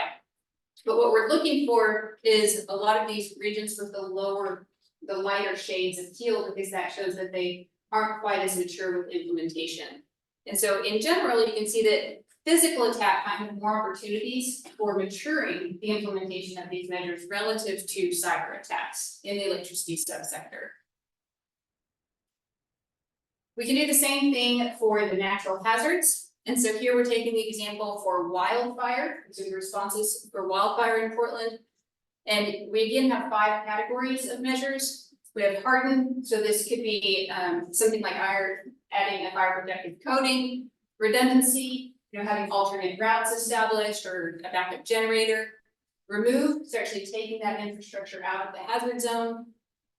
Upgrade, maybe you have a water pump, but you're going to increase the efficiency of that water pump. And then weatherize, maybe adding storm windows. And so again, we're looking for these lighter shades as an indicator of where there's more opportunity for growth. And so you can see potentially remove and weatherize tend to have the lowest feedback with regard to the maturity of those measures. We can do the same thing for the operational measures. So this is the last big overview one. And so this is again, wildfire operational measures. The 5 categories include continuity of operations. This is making sure that operations continue amidst different circumstances. We have the emergency operation plan, largely dedicated to identifying the roles of different entities, organizations, and so on. We have the emergency response plan. So these are the steps that would be followed when an emergency occurs. The integrity safety plans. This is assessing and mitigating the risks associated with the given threat. And then situational awareness, understanding what's going on in an emergency. So again, we're looking for these lighter shades, and we do have some responses saying that they're just now evolving for continuity of operations, EOP, ERP, and then situational awareness, it's a bit divided there. Some are indicating that they would consider themselves optimized.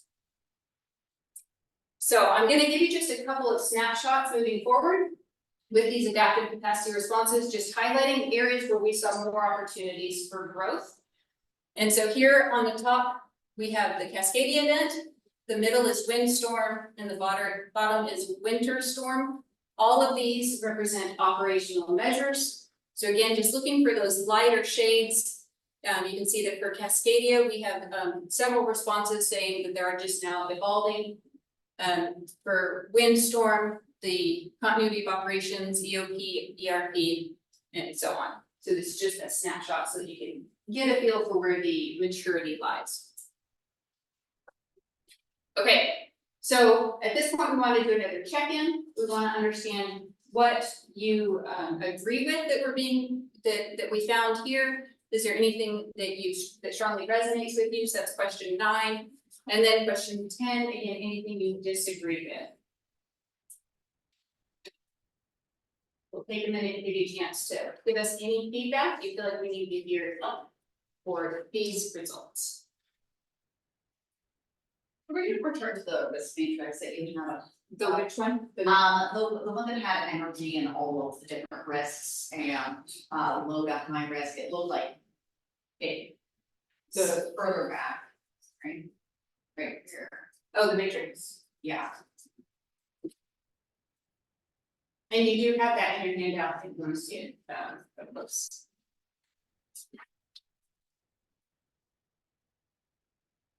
I'm having a difficult time trying to understand what low is supposed to mean here, because I see the Portland Metro, I see Cascadia's abduction zone at the top, and I see a 5. That is low vulnerability ranking. I'm not entirely sure what that is supposed to mean.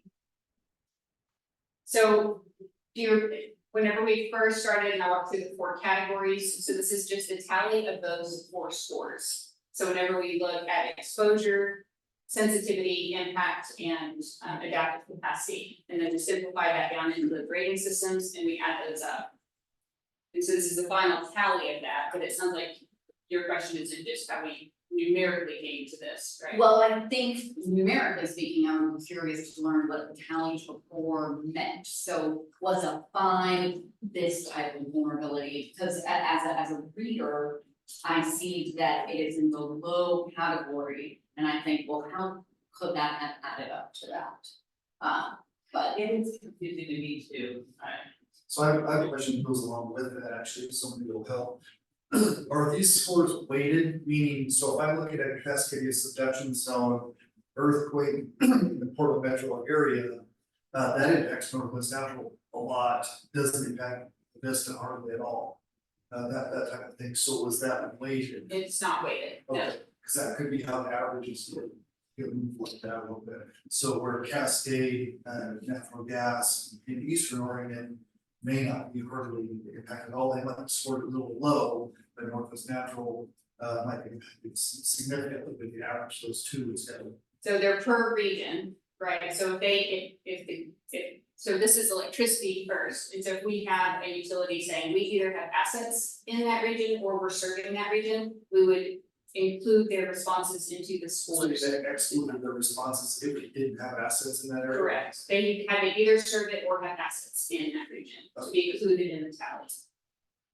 And I guess maybe I'll just add that, just to keep in mind, this is reported by the utilities themselves too, so.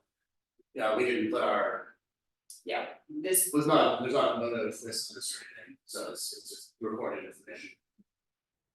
So the number is the number of respondents or no? it's all time, right? It's always average. in the rating of the respondents average. Okay. So this rating system that we introduced earlier, it's literally adding up the values for each of these 4 categories to reach that final score.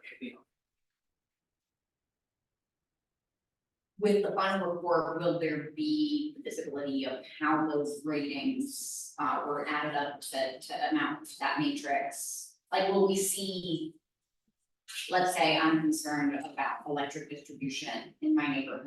I have, pretty intense power outages in my neighborhood, so more scared for Cascadia's induction. I don't know whether they think a week of outages is still low vulnerability. Like, how could an individual find out what those sub-ratings meant aside from a low, moderate, and high? Yeah, we certainly do have the breakdown of what the thresholds were for reaching each of these tallies. So we, we'll follow Odo's guidance as to how they want that structured in the final report. You won't get a substation by substation risk analysis, and this to be honest, we didn't get to that level of detail, and that was just not possible right now. I will say though, that in Cascadia subductions are, like, you probably lose power.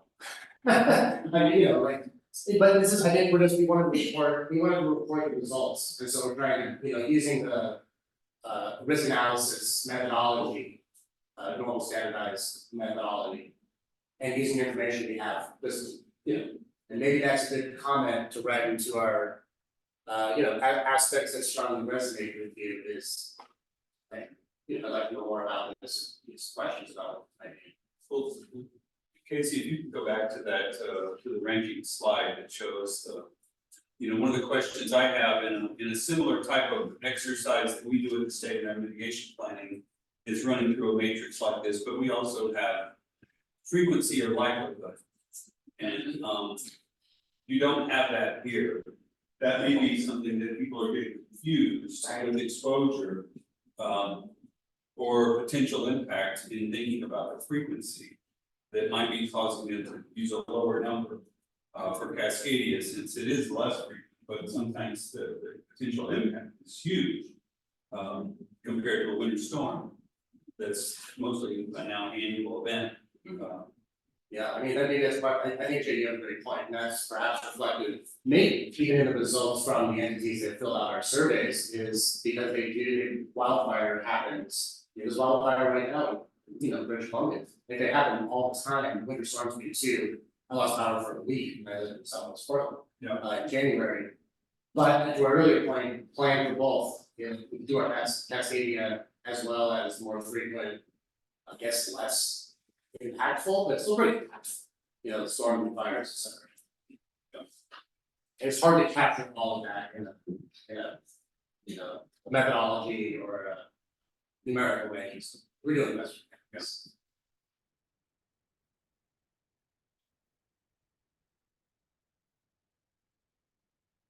Okay, did anyone want to spend more time on the matrix before we move on? You are welcome and invited to give us feedback. Including anything that doesn't feel comfortable to you, right? Question number 10 specifically, if there's something in this feedback that you feel isn't spot on, you are welcome to share that.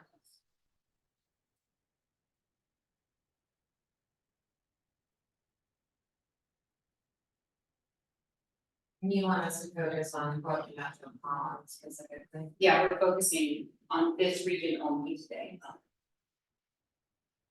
If you, like if you want to give us feedback on other regions, we would certainly welcome it, just be clear, you know, what it applies to if you're wanting to go outside of Portland Metro, otherwise we're gonna assume that everything you tell us is for Portland.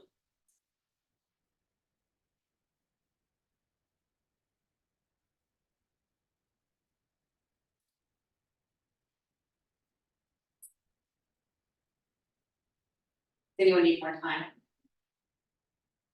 Okay. Maybe another minute to work these. Don't be getting out early. I know. Definitely different, past performance and gonna need future results. Of course, I talked.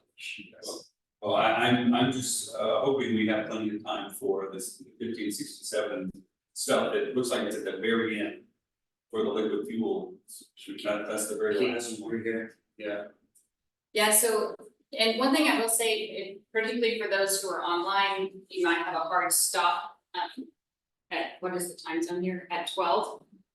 Sorry, I'm trying to remember what time zone I am. And if you do, please feel free to move forward on Slido and go ahead and start prioritizing all of the risk mitigation measures. We'll be getting to that soon, but if you need to drop, you have a hard stop, please do feel free to fill out Slido in the background while we work. And that slide will stay open, is that right, Casey? Yeah, Slido will stay open, you can do it, you can keep working on it beyond.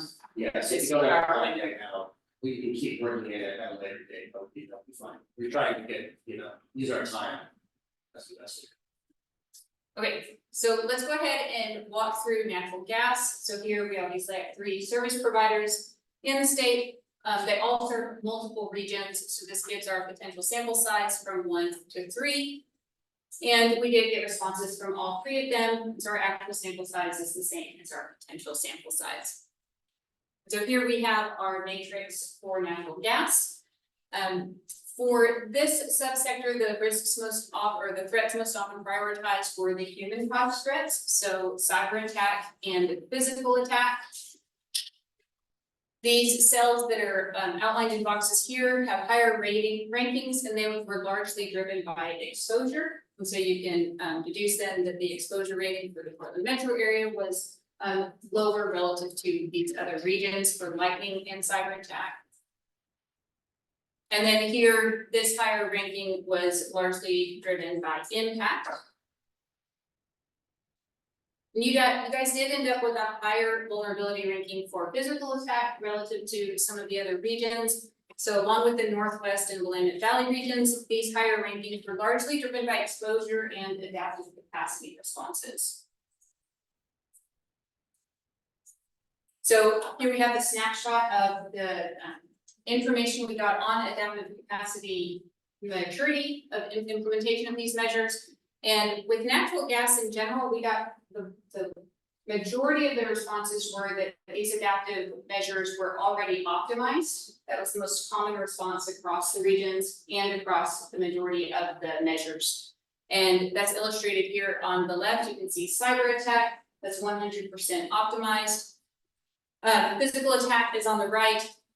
In contrast, you can see there are a few opportunities here that clearly have room for growth. So identify, protect, and detect we got feedback across all of those that they had a lower level of maturity for those measures. For natural hazards, on the left-hand side, we have physical measures. The top is wildfire, the bottom is windstorm. Again, most of these are scored as being optimized, but you might notice that we only have 4 columns here, not 5. And that's because we got no feedback on remove. And so none of the natural gas providers gave us any insight into the maturity level of any adaptive measures that would be related to removal of infrastructure. We don't know the cause behind this. It might be that they didn't know the maturity level, or it could be that it's not feasible, so they're not pursuing it. So that's different considerations there. On the right-hand side, we do have operational measures for Cascadia event. Something to point out here is that the situational awareness tends to be scored at a lower level of maturity, and this is something that we saw quite frequently. So of those adaptive measures, situational awareness might be an area to focus on for growth. I just wanted to ask about the windstorm. Did they provide any information about why windstorms were more issue than other? We did not get information on that, and it's a really good observation. Windstorm was rated as having a higher vulnerability ranking. We got this is the tally that we got. We don't know if this is due to dependencies, right? Perhaps dependency on the electricity subsector, perhaps forested areas, damage to the trees and ecosystem there. We don't know the cause behind it, so yeah. I wasn't part of the internal discussions on that particular line item, but I'm sure that's what it is in the dependencies, electric and gas. And for example, during this past winter, we had a windstorm that took down electrical lines or to a gas line, caused a fire. Yeah. And this is where having, the self-assessment and interpretation of the scenario, person by person, can influence the results, right? So when you do a technical analysis, you're able to include or exclude dependencies pretty clearly, but communication amongst humans, sometimes there can be a little gray area.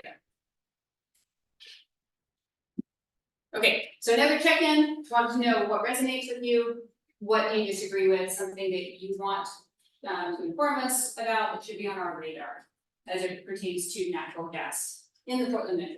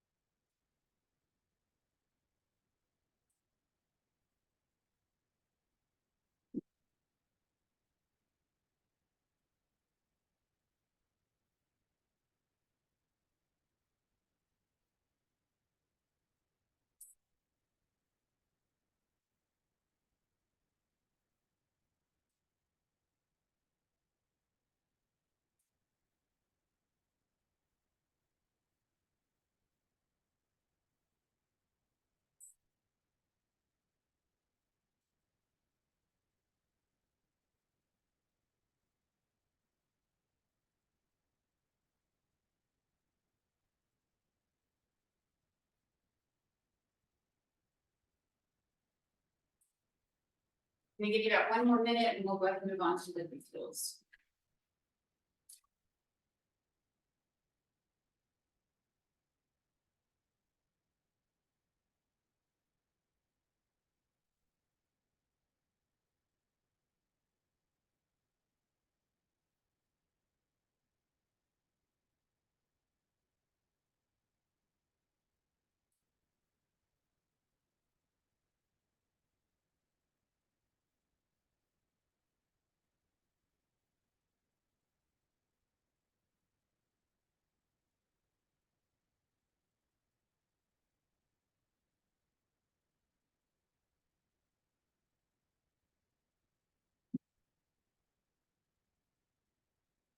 Okay, in the interest of time, we're gonna go ahead and dive into the liquid fuel subsector.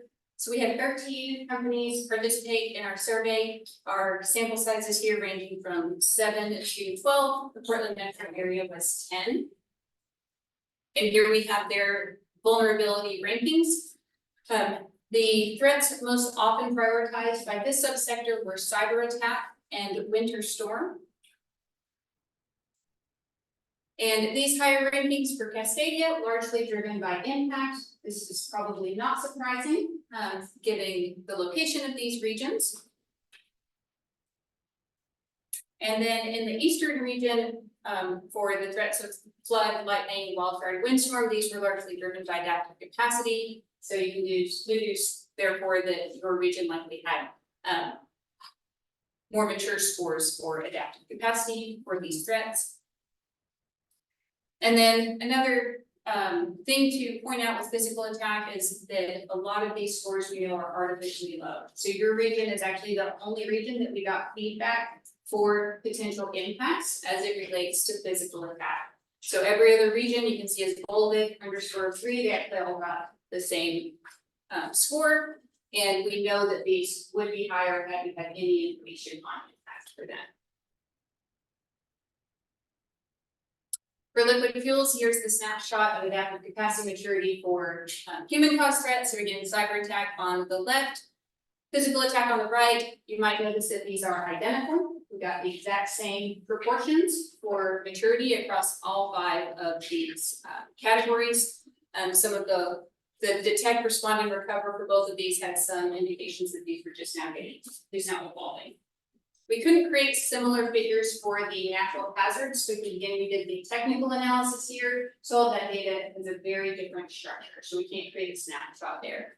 So what we'll do is go ahead and jump into your initial impressions. Okay. Question, I know the earlier graphics that we had shown in regards to liquid fuels and earthquakes, for example, excluded the terminal storage capacities. And so it's just making me wonder, looking at this, the ranking that came up for Cascadia, were terminal storage fuel companies a part of this ranking? So in the technical analysis, we did interview folks from the terminals and we used all of that feedback in the analysis. Yes, like, yeah, for most. Yes. Okay. Now the maps excluded that for visual purposes. Oh, but that's just for the maps, okay. I mean, that's where I'm just curious because the likelihood of that happening on any given day or any given year is low. But if it does happen, they're not just down for a week, they're destroyed. They're gone. And so the impact and the seriousness of it, I do feel like is greatly underestimated in the ranking. That's my opinion. Yeah. And certainly, please let us know that in the disagreed question. Yeah. You please, we want to consider that in the interpretation of all of these results. Yeah, and they fully understand that, Jay, so maybe it's simply some of the questions. But I just also think that there are a lot of folks who the earthquake risk is an abstraction. Yeah. That is just outside of their experience, and so therefore it doesn't, it's not reflected in how much investment they've been making around this hazard. So it's an interesting tie-in to Senate Bill 1567. Did you say the quality of the data was different between the electric and the natural gas versus the liquid fuels, that you had self-reporting on the electric and the natural gas, but this, you had a better quality of data?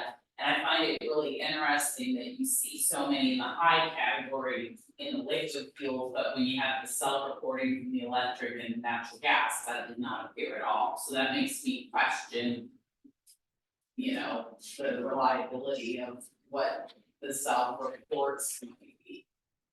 So I mean, I think that should be disclosed to the reader or highlighted in some respect. So what, Cause it really jumps out, I guess. yeah, and again, if you could put that in the comments, everybody who mentions that, right, we can summarize those responses in our write-up. So we would love to have all of that feedback from you. So we can report the information that we have and then frame it with your perspectives.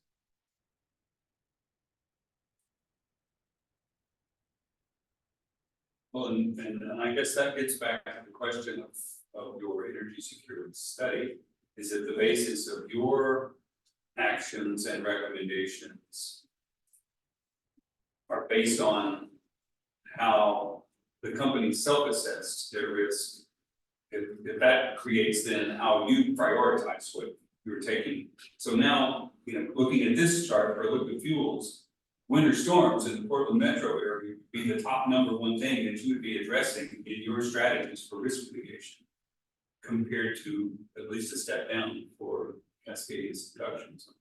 Yeah, we have things to consider, before that's done, I appreciate that, but. And then keeping in mind 1567 is partnering with DEQ, which they're gonna be providing vulnerability assessments. So we're going to tie that in as well. And they're taking these things very seriously as they have to provide that data in June to Mike and his team. So, how we factor the data that Mike gets, So it'd be interesting to see if this is representative of how seriously they take their risk assessments. Great. A point to note is that, an inherent disconnect in the two efforts, we're evaluating for risk of spill. And I think this is focused at risk to the service, right? And so even if we stop all the spills with the hub, nobody might be able to get to that oil. So, and that needs further attention, beyond this next step too. And I think Max keeps saying this is our first go round, it's gonna be an ongoing effort as we, partner with DEQ. We are intending to ask the oil companies as we talk about, what are their plans for continuing to operate after the earthquake, are they planning to build for that? But we don't have authority to impose that, or, maybe they'll have survey that they want, we'll see. Okay, are we ready to move on to our last phase? So we're gonna enter now into the phase of risk mitigation measures. As I mentioned earlier, what we're gonna do here is I'm gonna tee up a collection of risk mitigation measures, and then we're gonna give you guys time to prioritize. So we'll probably spend more time giving you guys time with Slido or with those hard copies than we will be talking to you or with you. And so before we get into this, we just want to remind you there is a relationship between cost and effectiveness. In general, the operational costs tend to be a little bit lower, but also the effectiveness of those operational measures. And then physical measures in general have a higher cost associated with them, but can be quite effective. And of course, we have many measures that can fall along this spectrum, from efficiency improvements, policy increasing effectiveness some, but maybe there's a time delay in getting those active, and then up to something like undergrounding and replacing pipes, obviously quite costly, but could be very effective. It's just helping frame this and a reminder that this is something to be considered.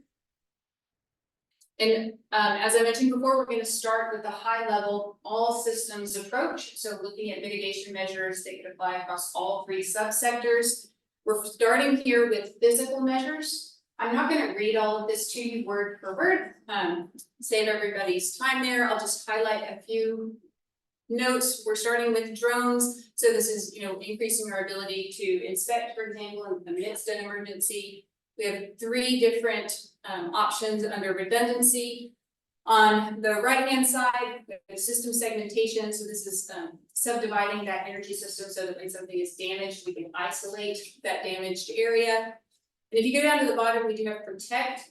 So of those 5 categories for the human caused threats, the category protect tends to have more types of measures that are physical in nature, like air gapping, limiting physical access or having restricted access to certain types of infrastructure, that sort of thing. And so we've included that here under the physical measures for all hazards. And so teeing it up for you here, and we're going to head right over to Slido. There are going to be 2 questions, starting with question 15. So ranking the all systems mitigation measures related to the physical. And then if there is a measure that's not included in that list and you feel like it should be, that's your opportunity in question 16 to let us know about it.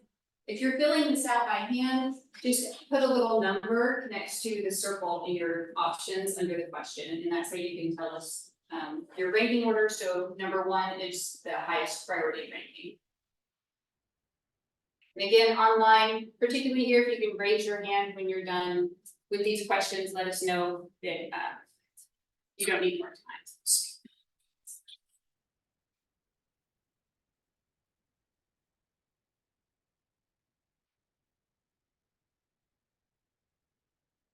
So for 1533, we've got 11 choices. They should be numbered 1 through 11. Yeah, with 1 being the one you would prioritize most. Or 1 through 12, I guess.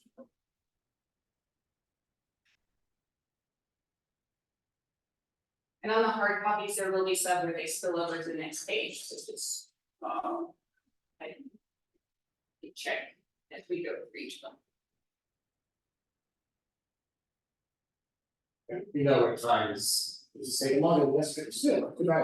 If you do have to, please, of course, do so. The slide will be open, you can take your physical copy and somehow mail it back to you, we can somehow be up. I guess I could go home and enter it in the slide. You could do that, yeah, put it later. Our team, we're happy, I think we have this room, we can stay We have here. it for another hour. Okay, we'll keep here and keep talking, anyways. And online, the same thing, we'll still be here, but certainly the other process. Well.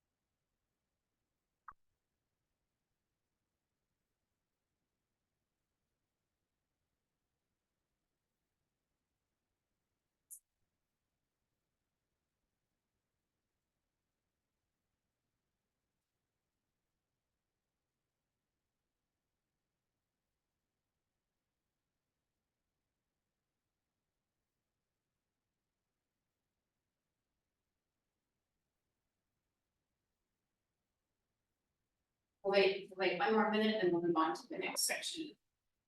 Measures.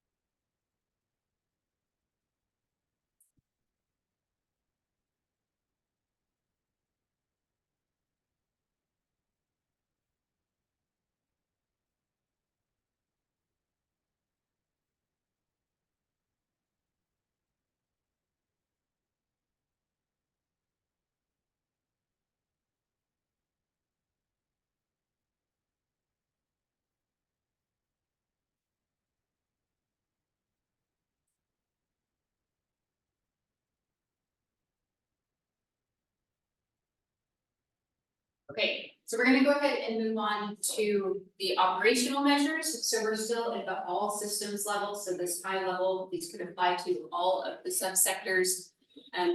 We do have after action reviews, integration of artificial intelligence into different plans and monitoring. The memorandums of understanding with the government, so establishing those relationships, those roles. On the right hand side, we have several studies that are listed. And on the very bottom, we have maturity. So this again is applying to those human caused threats and the adaptive measures, those 5 categories there. just in general for human caused threats, should we be focused on maturing these adaptive measures and how it relates to these other operational measures?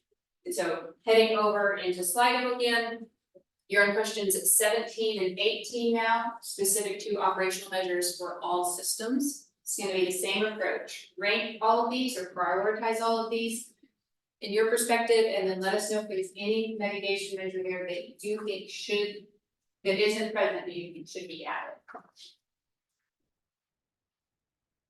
Having heartburn about the last question, sorry, I know that I'm in the chance, but what are you doing with our responses for that? Because I can't, like, my agency is huge and it's regional and we have different measures for different parts of our system based on vulnerability. I feel comfortable speaking for Bonneville to rank police call. Yes. So should I just not answer it, or this is like what Hannah thinks? So do you feel like consulting with other members of your team first would be beneficial, or you I don't just feel like? don't know, I mean, we have a hierarchy of measures, but it's not as, I guess, probably not as black and white as here's one through 12. Especially with the cost, like undergrounding. Yeah. I mean. And to me, I would rank that last, just because even though it may be the most effective, it's clearly the most expensive. Put it up at the top. Yeah, it's the most unrealistic.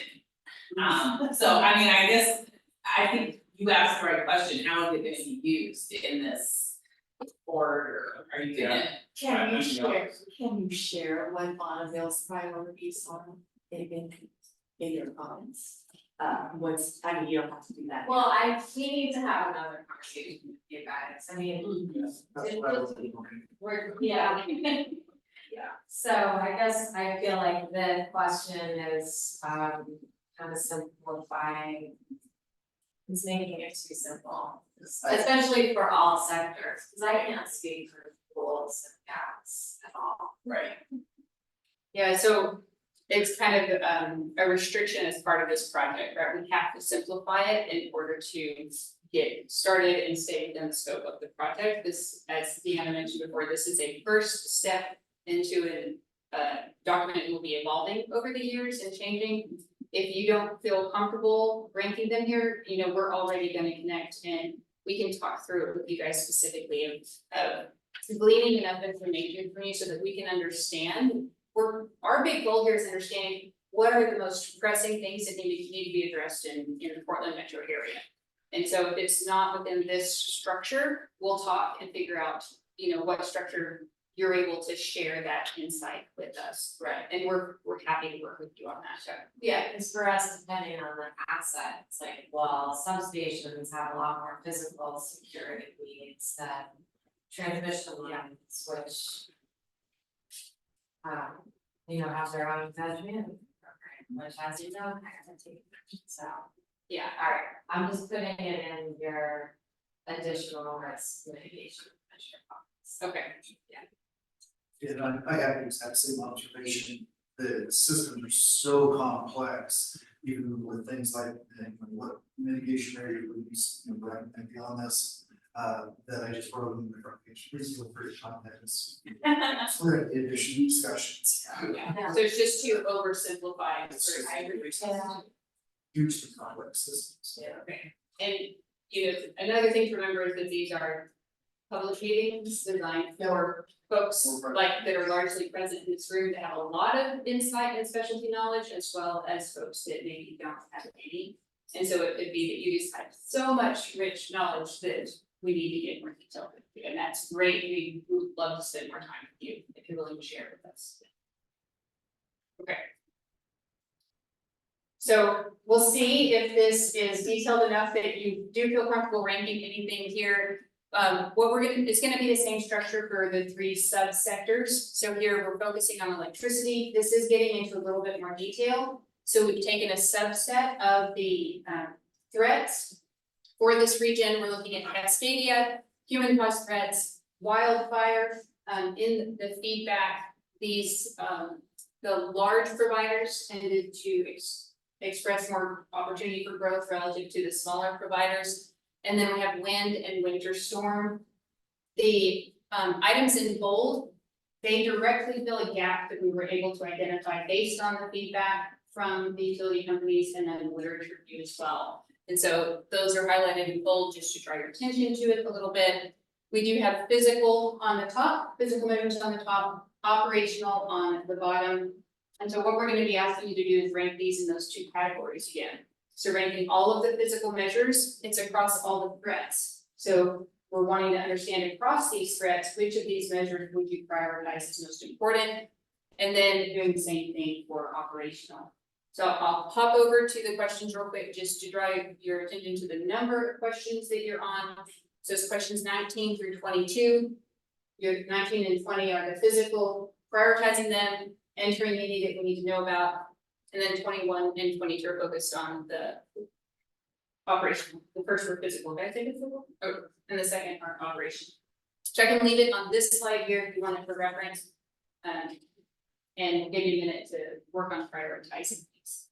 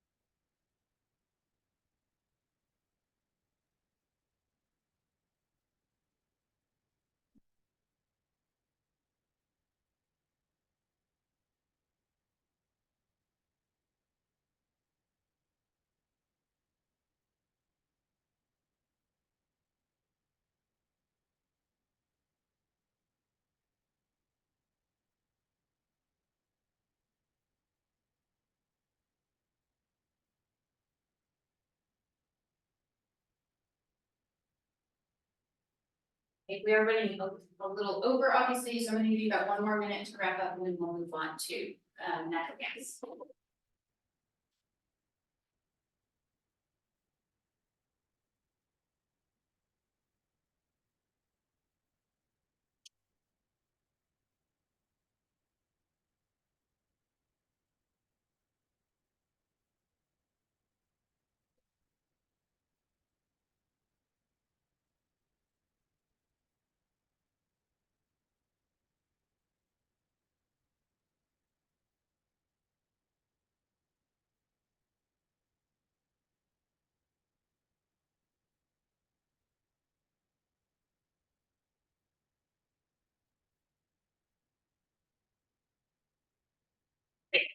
let's move to the natural gas subsector.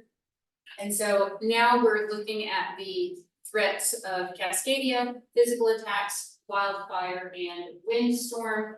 And again, we have the physical measures on the top, operational on the bottom. And again, some of these are bolded. These do address specific gaps that we were able to identify based on the feedback. So just teeing these up for you, you can jump right into the questions 23 through 26. So 23 and 24 for the physical measures, 25 and 26 are for the operation.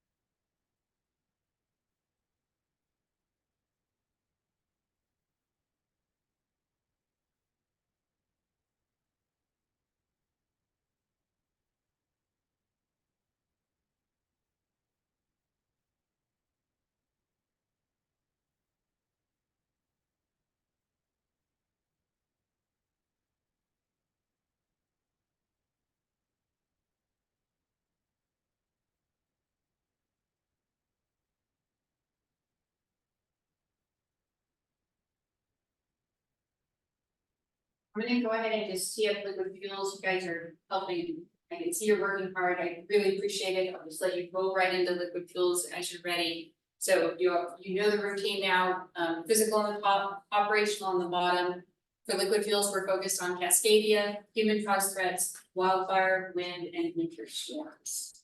And so for these, the questions are going to be 27 through 30. So we'll give you time to wrap up natural gas and liquid fuels, and we just have a few slides left in the slide deck.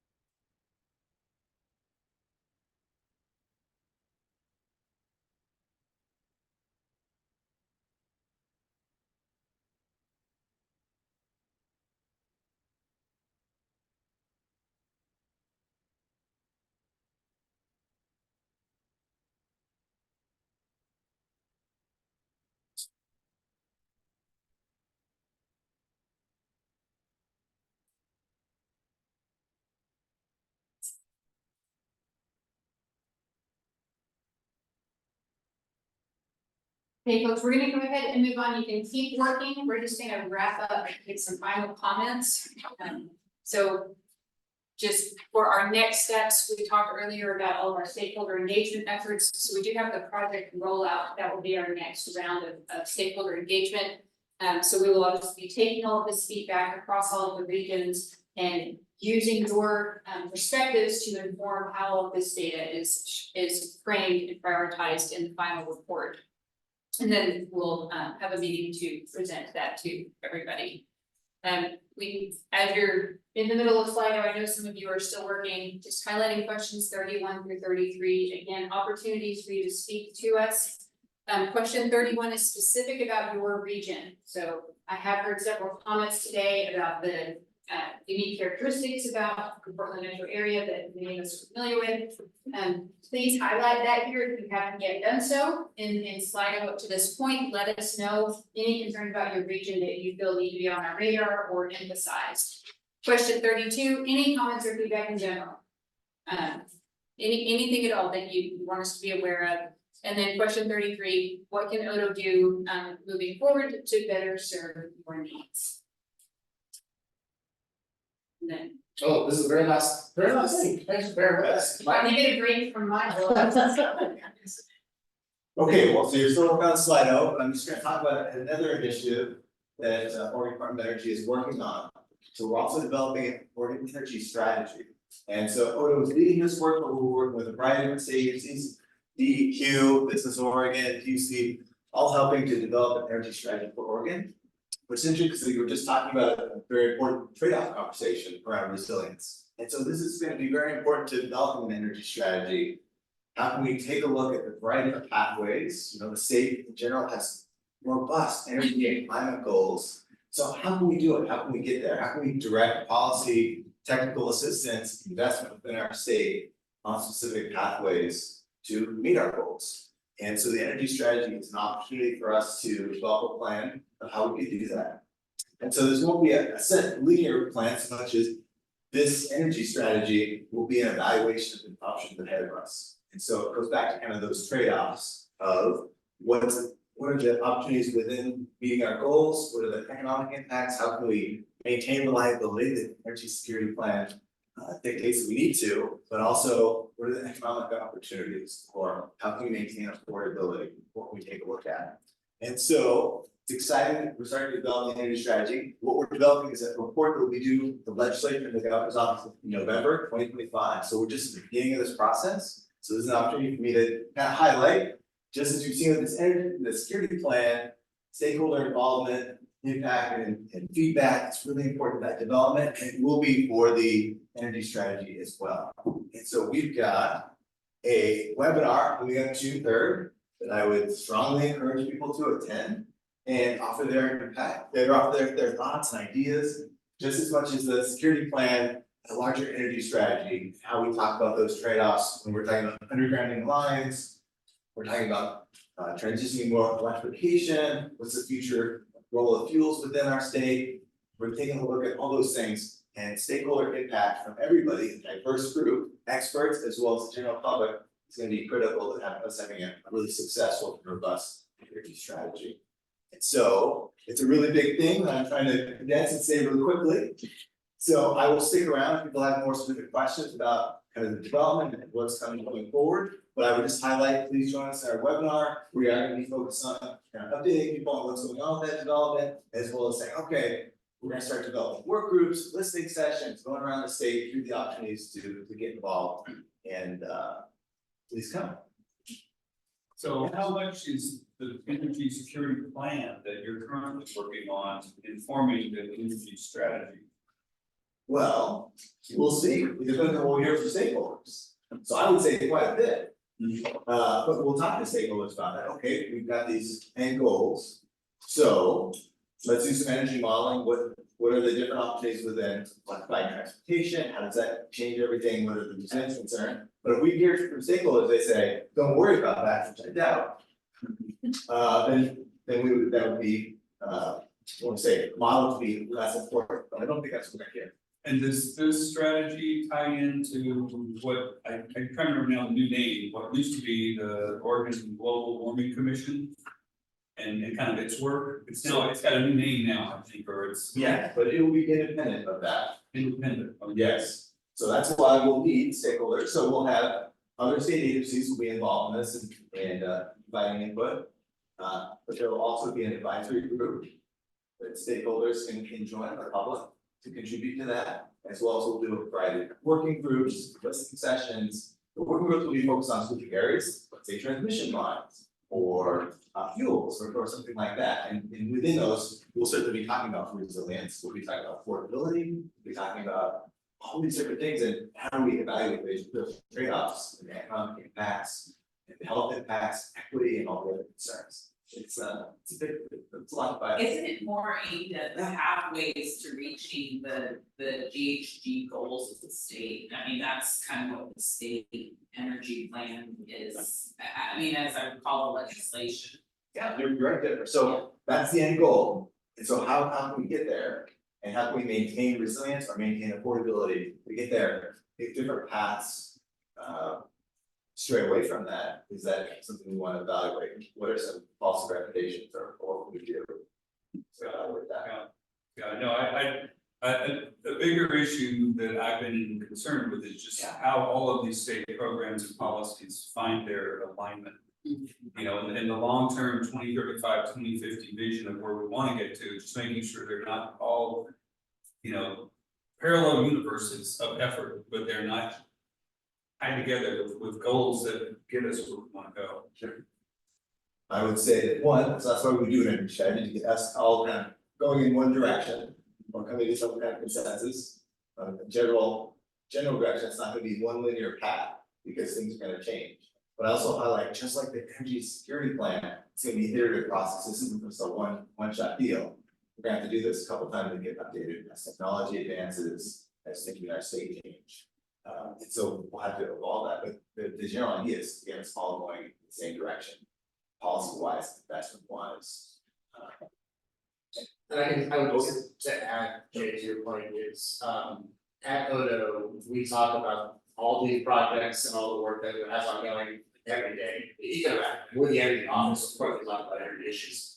But the fact that we have multiple ongoing projects that have, you know, different staff working on them and even different divisions, is recognized. I think we recognize both the fact that Mike's here today, that's an example that we're coordinating the best we can. Our project is going first in time, the security plan is coming first in time, it's good, because that provides us with, you know, a great report to, you know, and knowledge that we've gained, information, stable, all the things we're doing here to help Michael and his team on their strategy and inform what they're doing in their contractors are doing.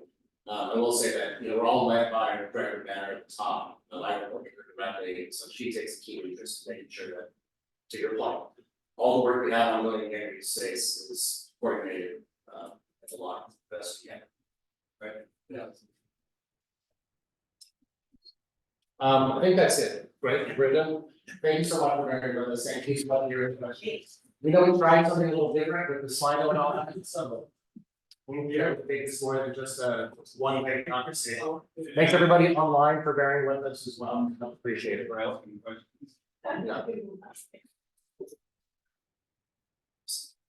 I have staff.